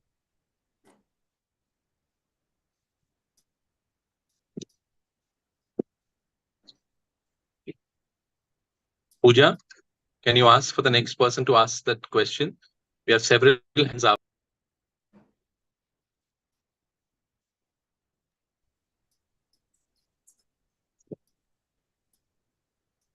Niharika, please go ahead.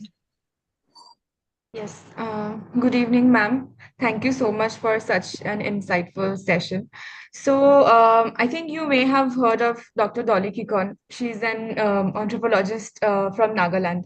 And she also kind of, emphasizes deep connections between your food practices that you have and also cultural identity, and especially in the context of indigenous resistance and against your cultural erasure.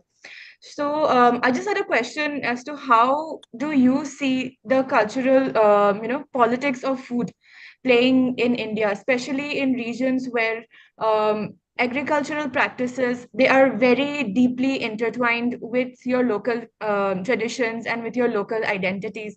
And if you can also elaborate on a kind of alternative model of agricultural development that you would propose to counter all these impacts that neoliberal policies have on disrupting these traditional food systems. Thank you, Niharika.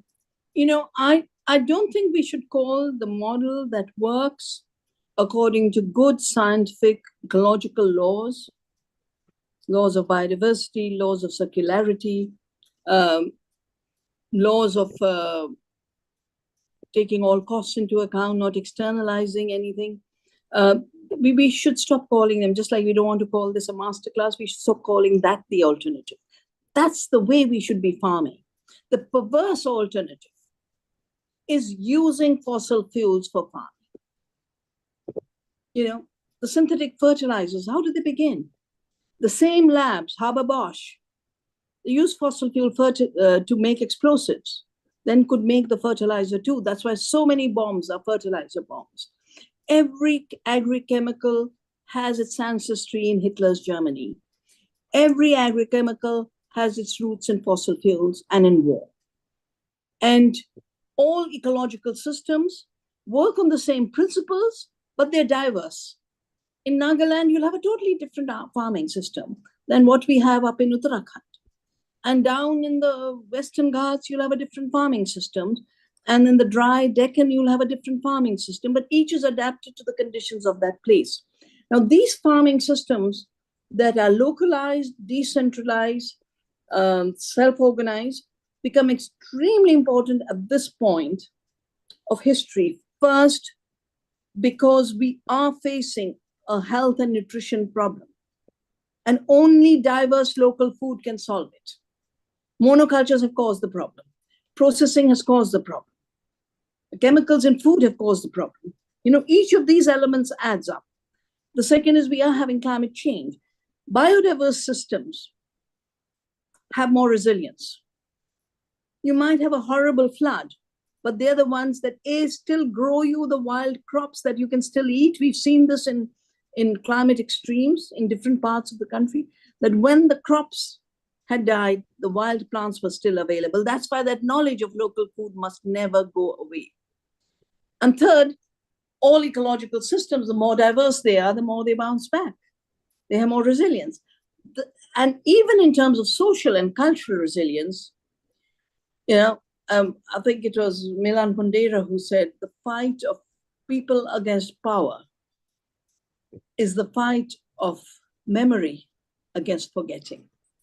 And at this point, the memory has to be our memory that we are of the soil, our memory that we are of biodiversity, our memory that we are the food we eat, our memory that our cultures are our resilience.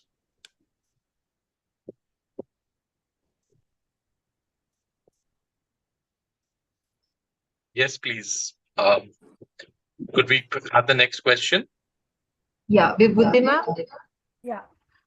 Mannaji, brilliant lecture, very inspiring. Only my problem is that after Sri Lankan crisis, it is becoming very difficult among economists and social scientists even to talk about eco-farming or organic farming. So what is your take on the Sri Lankan crisis? Because the way it is being played out in the classes and in the environmental circle, that it is the organic farming which created food inflation in Sri Lanka and the human misery.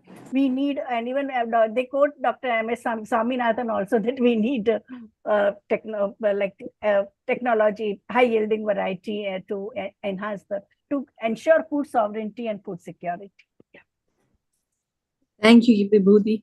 Well, I talked about control over media, and Sri Lanka is such a good example of control over media.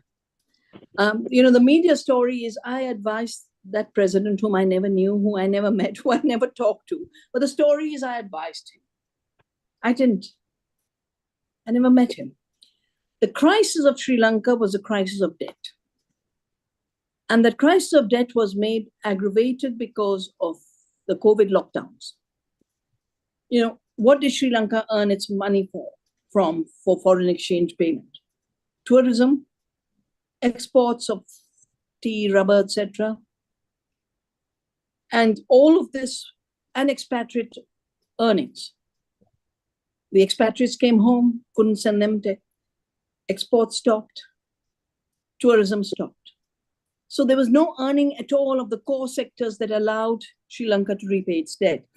But meantime, it was building heavy infrastructure, private, ports, resorts, exactly like we are doing in India. And no one's looking at the debt crisis that's being created for the Indians. No one's looking at that. And what happened was, I think 2-3 months down the crisis of debt, the president found that they were spending 300 million on import of fertilizers. So, of course, there had been a strong organic movement. There still is, and it's doing very well. So the president said, let's stop importing synthetic fertilizers. And that's all he did. He didn't create organic policy. He did not train his people. He did not create an infrastructure for nothing. He just stopped the imports. That's all he did. But of course, there's a group called CropLife, which is the industry's lobby group. They're actually the pesticide group. They hide behind CropLife. The pesticide industry group immediately put out a big briefing note how Sri Lanka will starve, and because they sell fertilizers, they sell synthetic pesticide. And then the agriculture scientist sent me that note and said, this is what the industry is saying, and we don't know how to counter it because we've never done all this. And will you do something like this, something like we are doing? He said, will you do a class for our agriculture scientists? Just run through each of their attacks and give us the evidence that it's false. So I did that. I took the CropLife propaganda and addressed growing more food. No, it just grows more commodities. Commodities are not food. More rice and wheat did not feed anyone. We need the dal with it. The dal disappeared. The oilseeds disappeared. We are big importers, 70-75% imports. No one looked at what are we importing now. No one looked at the full basket of food. And Swaminathanji himself has admitted we didn't grow more food. We didn't grow more plant. We just changed the partitioning of the plant. We grew more grain compared to the straw. We shrunk the straw. That's the dwarf varieties. The dwarf variety straw, where did it go? For soil organisms. Went for animal feed. We just took food away from the rest, including the soil that gives us food. And, we partitioned it so there's more commodities that are for sale. And so I ran through it, having from 84 onwards looked at these issues. That's all I did. answered the corporate lobbies on their false claim for the agriculture officers of Sri Lanka. Sri Lanka did not collapse because of that one policy of import of fertilizer. Also, it was implemented in the middle of the season, so it couldn't make any difference. And within 6 months, he withdrew it anyway, because the lobbies were so strong. Please look at our responses. I did a piece, so I think I called it the perfect storm: COVID and climate, and Sri Lanka. And then all of us who work in Sri Lanka, or Sri Lankan organic movement, the global organic movement, we wrote a response to every one of the claims, which should be getting taught in every university. There was, just like even in India, the 42 famine was a famine of hoarding. It wasn't a famine of lack of rice. Amartya Sen has written about it. And that's why we created the Essential Commodities Act. That is why people are resisting. It's taking down. The rice industry, of course, the chemical industry organized, but the rice industry started to hoard. It isn't that production went down. It's that the hoarders started to play a bigger role in preventing rice from moving to the market so they could make more money. So there are many factors, but debt is the real root of the crisis. Thank you. Thank you, Dr. Patel. Pooja, can you get the next question, please? Yeah, Ankit, please unmute yourself. Hello, ma'am. It's nice to hear you today. I have heard you before also in one of your other sessions, and it's always insightful. My question over here is actually, I went to Amritsar recently, and in the way, I met a few of the farmers.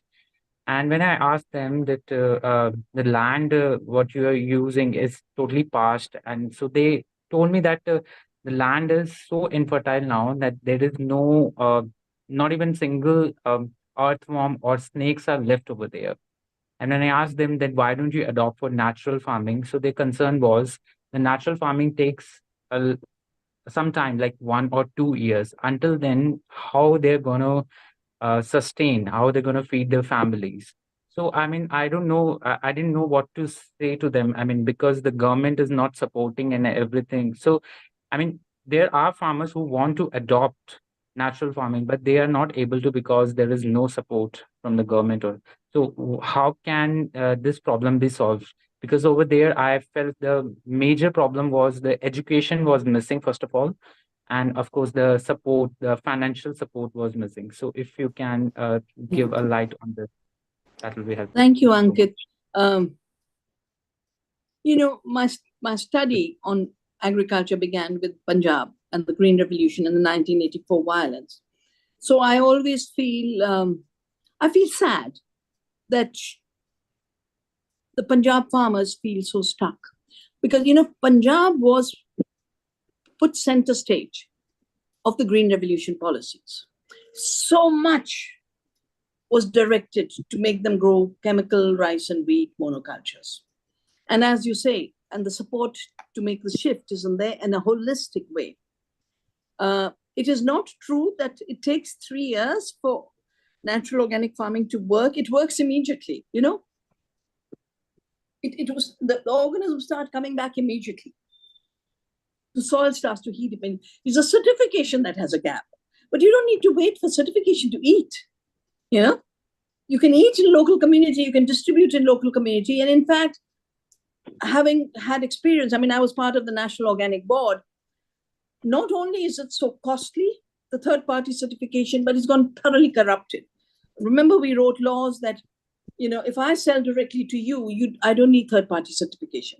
And during the COVID, they put in a clause that aggregators who sell wholesale don't have to have certification. They'll come under clause 4, which means that they can sell chemical with just the stamp of organic.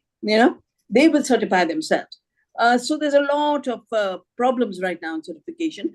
And that's why the best guarantee is knowing the farmer who grows, and for the farmer to know the person who will eat from you. We have to build food communities again. That is how we will rebuild society and its democracy again. That is how we will rebuild health again. That is how we will rebuild the planet and heal the climate crisis again. So if you know farmers of Punjab, as I said in the beginning, the Navdanya farm is there for training, learning. Please send them. It's 3 hours away from Chandigarh, 4-5 hours away from Amritsar. But, we are particularly dedicated to making sure farmers can make a transition. And, 3 days, 4 days spent doing the real work. They'll be organic, natural when they go back.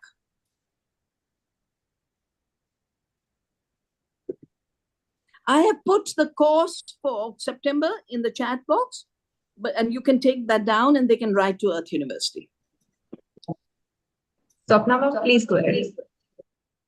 Yeah, thank you so much, ma'am. It's been always encouraging to hear you. I feel really privileged that 25 years back, I took my degree from your hand. And to hear you today, with the same kind of enthusiasm is really, really inspiring. Just a question, ma'am, as to when we talk about carbon these days, the carbon market also has new names and new theories and new concepts. Now they talk about payment for ecosystem services and community stewardship around it. Your thoughts on that, ma'am? Is it more just a framework that we can look at when it comes to, if at all we'll ever have to think about a carbon market? Will a payment for ecosystem services a better option? Well, as I said, my training is in physics, and the rest of my training is in ecology, in ecology with communities and living systems. So I always look at the issues and the processes where they are, real processes. Now, financialization is 10 steps removed from real processes. Even the currency is different, There's real nutrition that moves in soil, but the financial system is very different. So when you talk about the carbon market is not a stable market. The carbon market is a very, very volatile market in the hands of a volatile group of people, particularly the asset management companies, the BlackRocks, the Vanguards, the State Streets, who control all the corporations. And they fix all of this. They fix it totally. So you might today say, oh, they're giving me this much per ton. And you'll feel excited. But next year, they can drop it down. And exactly like in the global marketplace, farmers were dropped to not even earning 5% of what the consumer pays. You see, if I go to a local market, whatever I sell will be slightly above what it costs me. And the person who will pay me a living.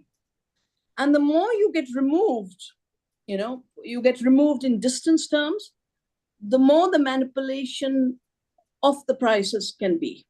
And the more you get removed in level terms, from living carbon to dead carbon, from dead carbon to fictitious finance, all of these are moves to a different ontology. And the key question to ask always is, who decides? Who decides? Yeah. Correct. Thank you so much. Hi, Pankaj, please go ahead. Hello, ma'am. Pankti here from Gujarat.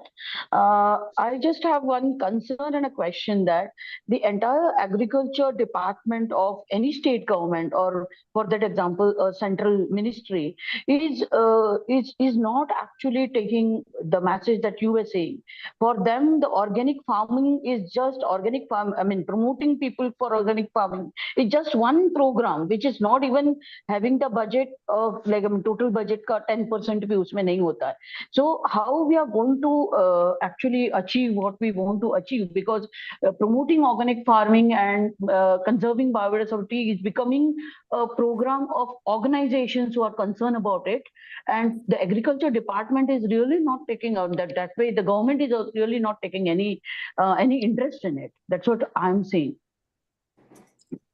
Well, from my experience, when it comes to moving things with subsidies, when it comes to moving things based on external inputs, the sarkar is important. But if it means doing the right thing in farming, and finding out how your mother, your grandmother, your great-grandmother farmed. For that, we don't need sarkar, you know? We need community. And as you said, of course, the organic farming has grown. It isn't that for the lack of government effort, it isn't that organic movement is not strong in India, it's strong. And the more the crisis will grow, it'll become stronger. There is only one way to deal with the water problem, organic. 1% organic matter, 160,000 liters per hectare of water. That's what the soil gives you. Dams are not where water comes from. Soil holds the water. And that is what then, it could be the forest soils, it could be the agricultural soils. And as the crisis will grow, we will need, there will be never enough water. I mean, the dams go dry when there's a lack of rain. So we need to conserve water at every place. And regeneration is the future. Regeneration is the relationship of human beings with a mind and a heart with a living earth. And for that, we need to be fully aware of our potential, our capacities, and our abilities.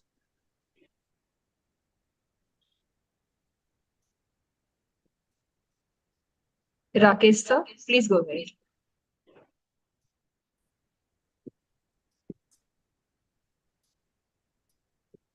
Yes, thank you so much, Vandana ji. It is really inspiring to listen to you.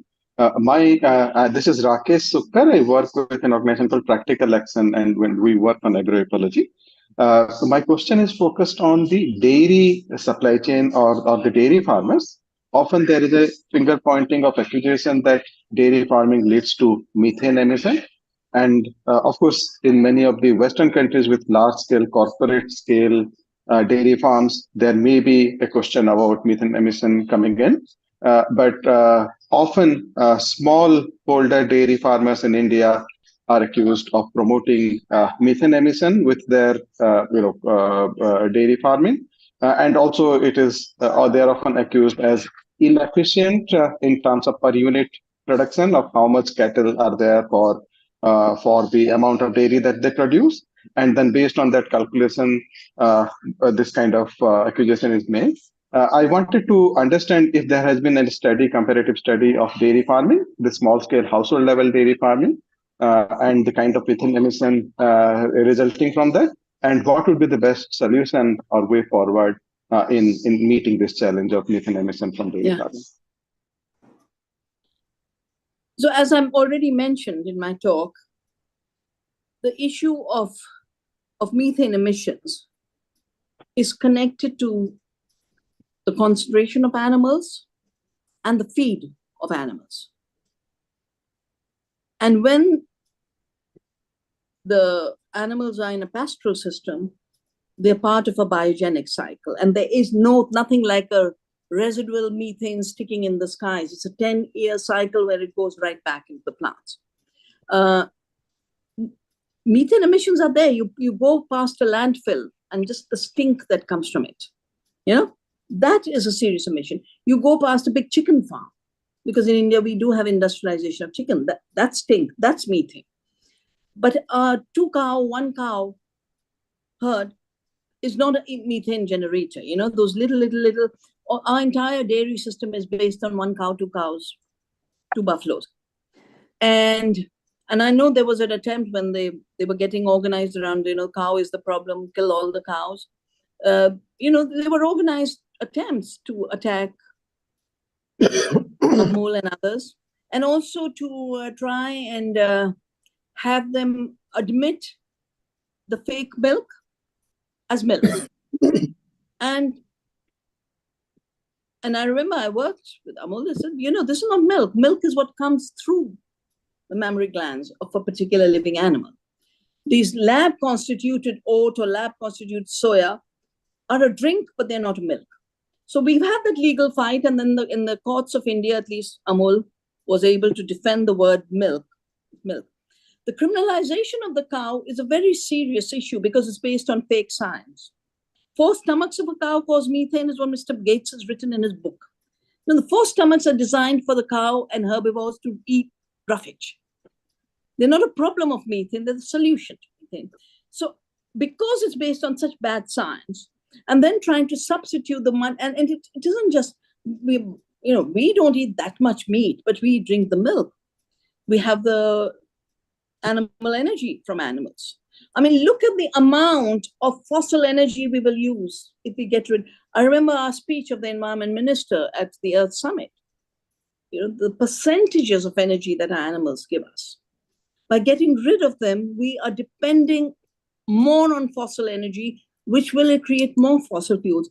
A detailed study in the issue of climate by my next book on the nature of nature has large section on the myth of the cow as the problem. I mean, Mr. Gates even goes to the extent, the journalist asked him, oh, you do so much on climate. See, I am the leader on climate. I am solving the climate problem.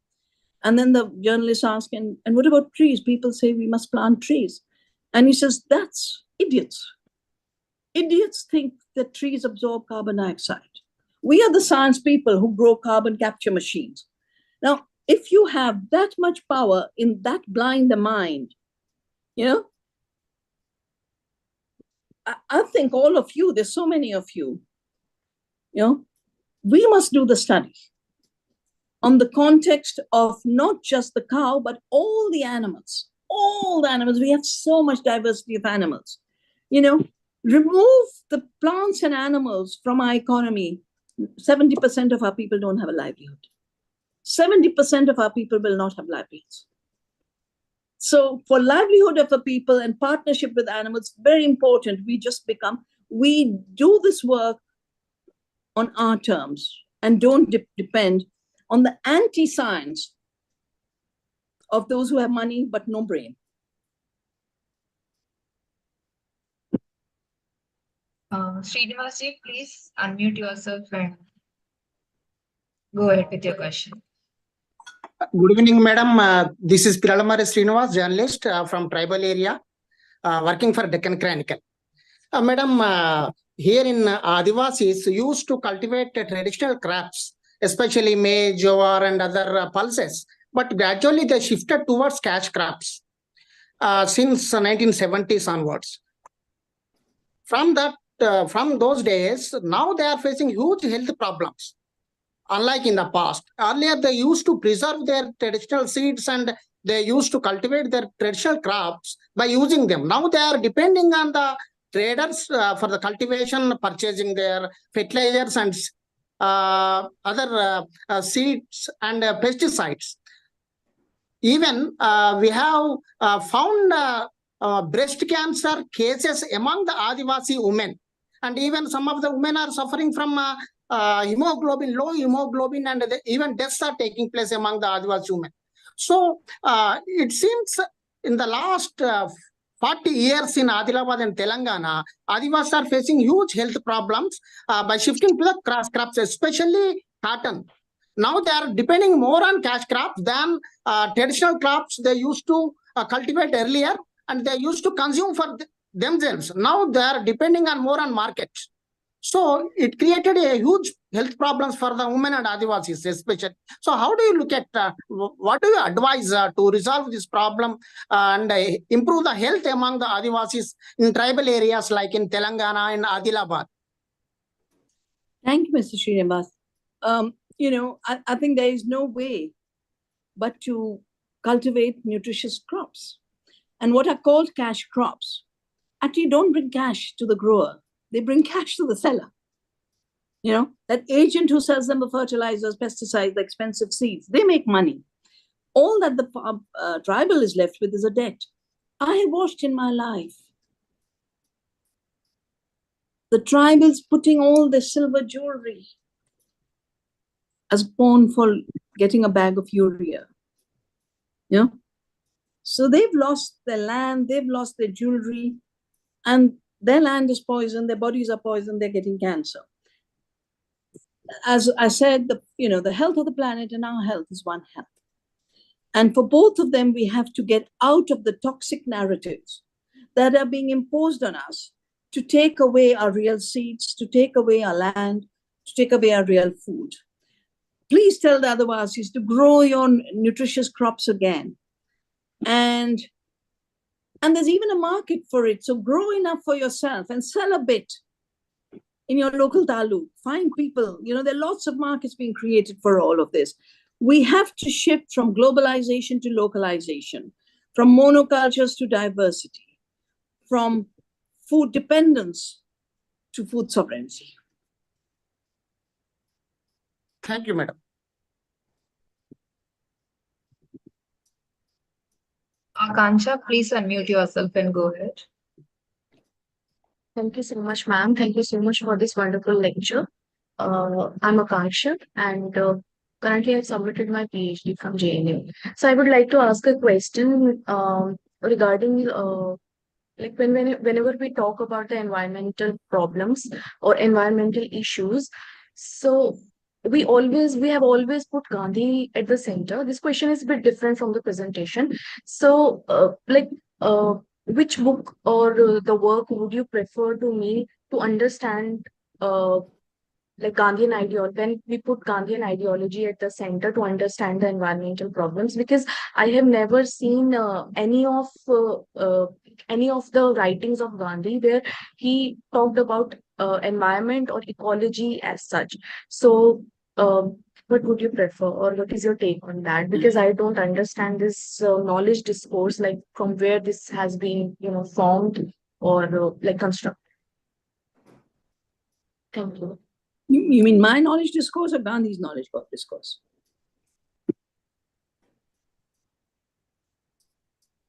Gandhian discourse, like how intellectuals have talked about him and like how this discourse has been formed.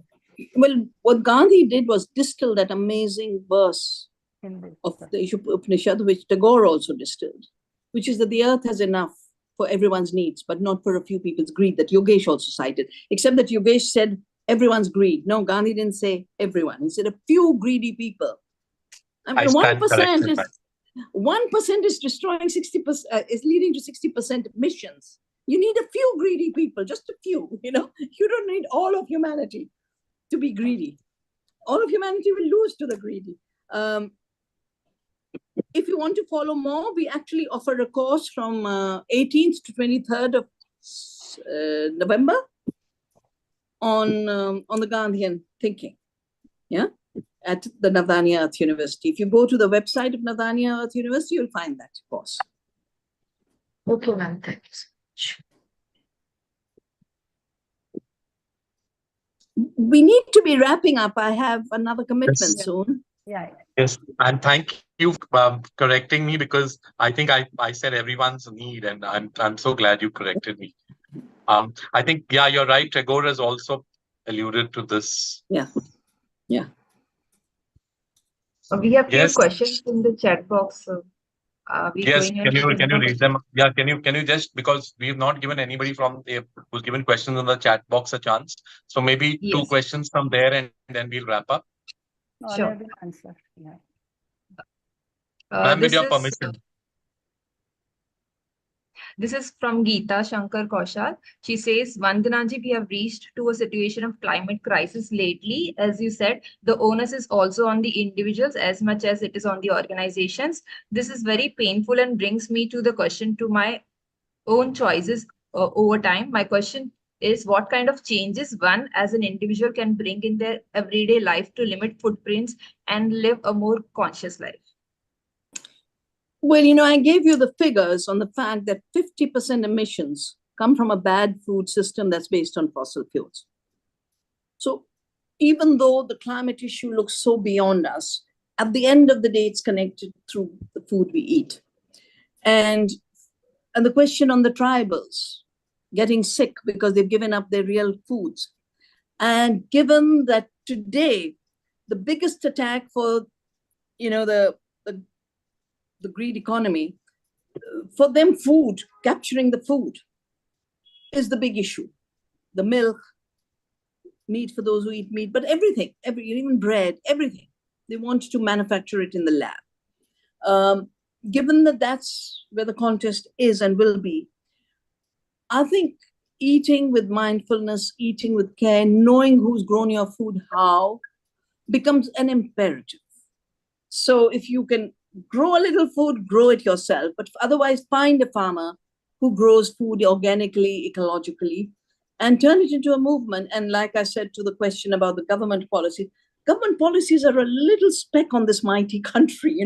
This country is so huge, and there's so many creative people working away. Their work is what sustains this country. Not the government budgets can misdirect a policy. Government budgets do not help a plant grow. It's the care of the woman for the seed, for the plant, for the soil. That's what gives us the food we eat. And that's why it's so important. That's one place where every individual can make a big difference by shifting their footprint in a way that lightens the burden of the earth, but improves your health also. Yes, one more question. If we have Dr. Shiva, one more question from the chat box we will take, and then we wrap up. Yes, Pooja. I'm Medhavini. She says, I'm Medhavini from Ambuja Foundation. A lot of discussion and focus of climate mitigation, adaptation, and justice is centered around farming and farmers who are also the victims. Carbon offsetting is adding to this colonial burden. How do we make the exploitative powers accountable for the climate? Well, the only way to make the exploitative and polluting forces accountable is by continuing to bring them into the center while they are hiding. They're not just hiding, they're also then making their victims, the accused, the cow, the peasant, they're making them look like the problem. They're not the problem. The recipes you gave are the problem.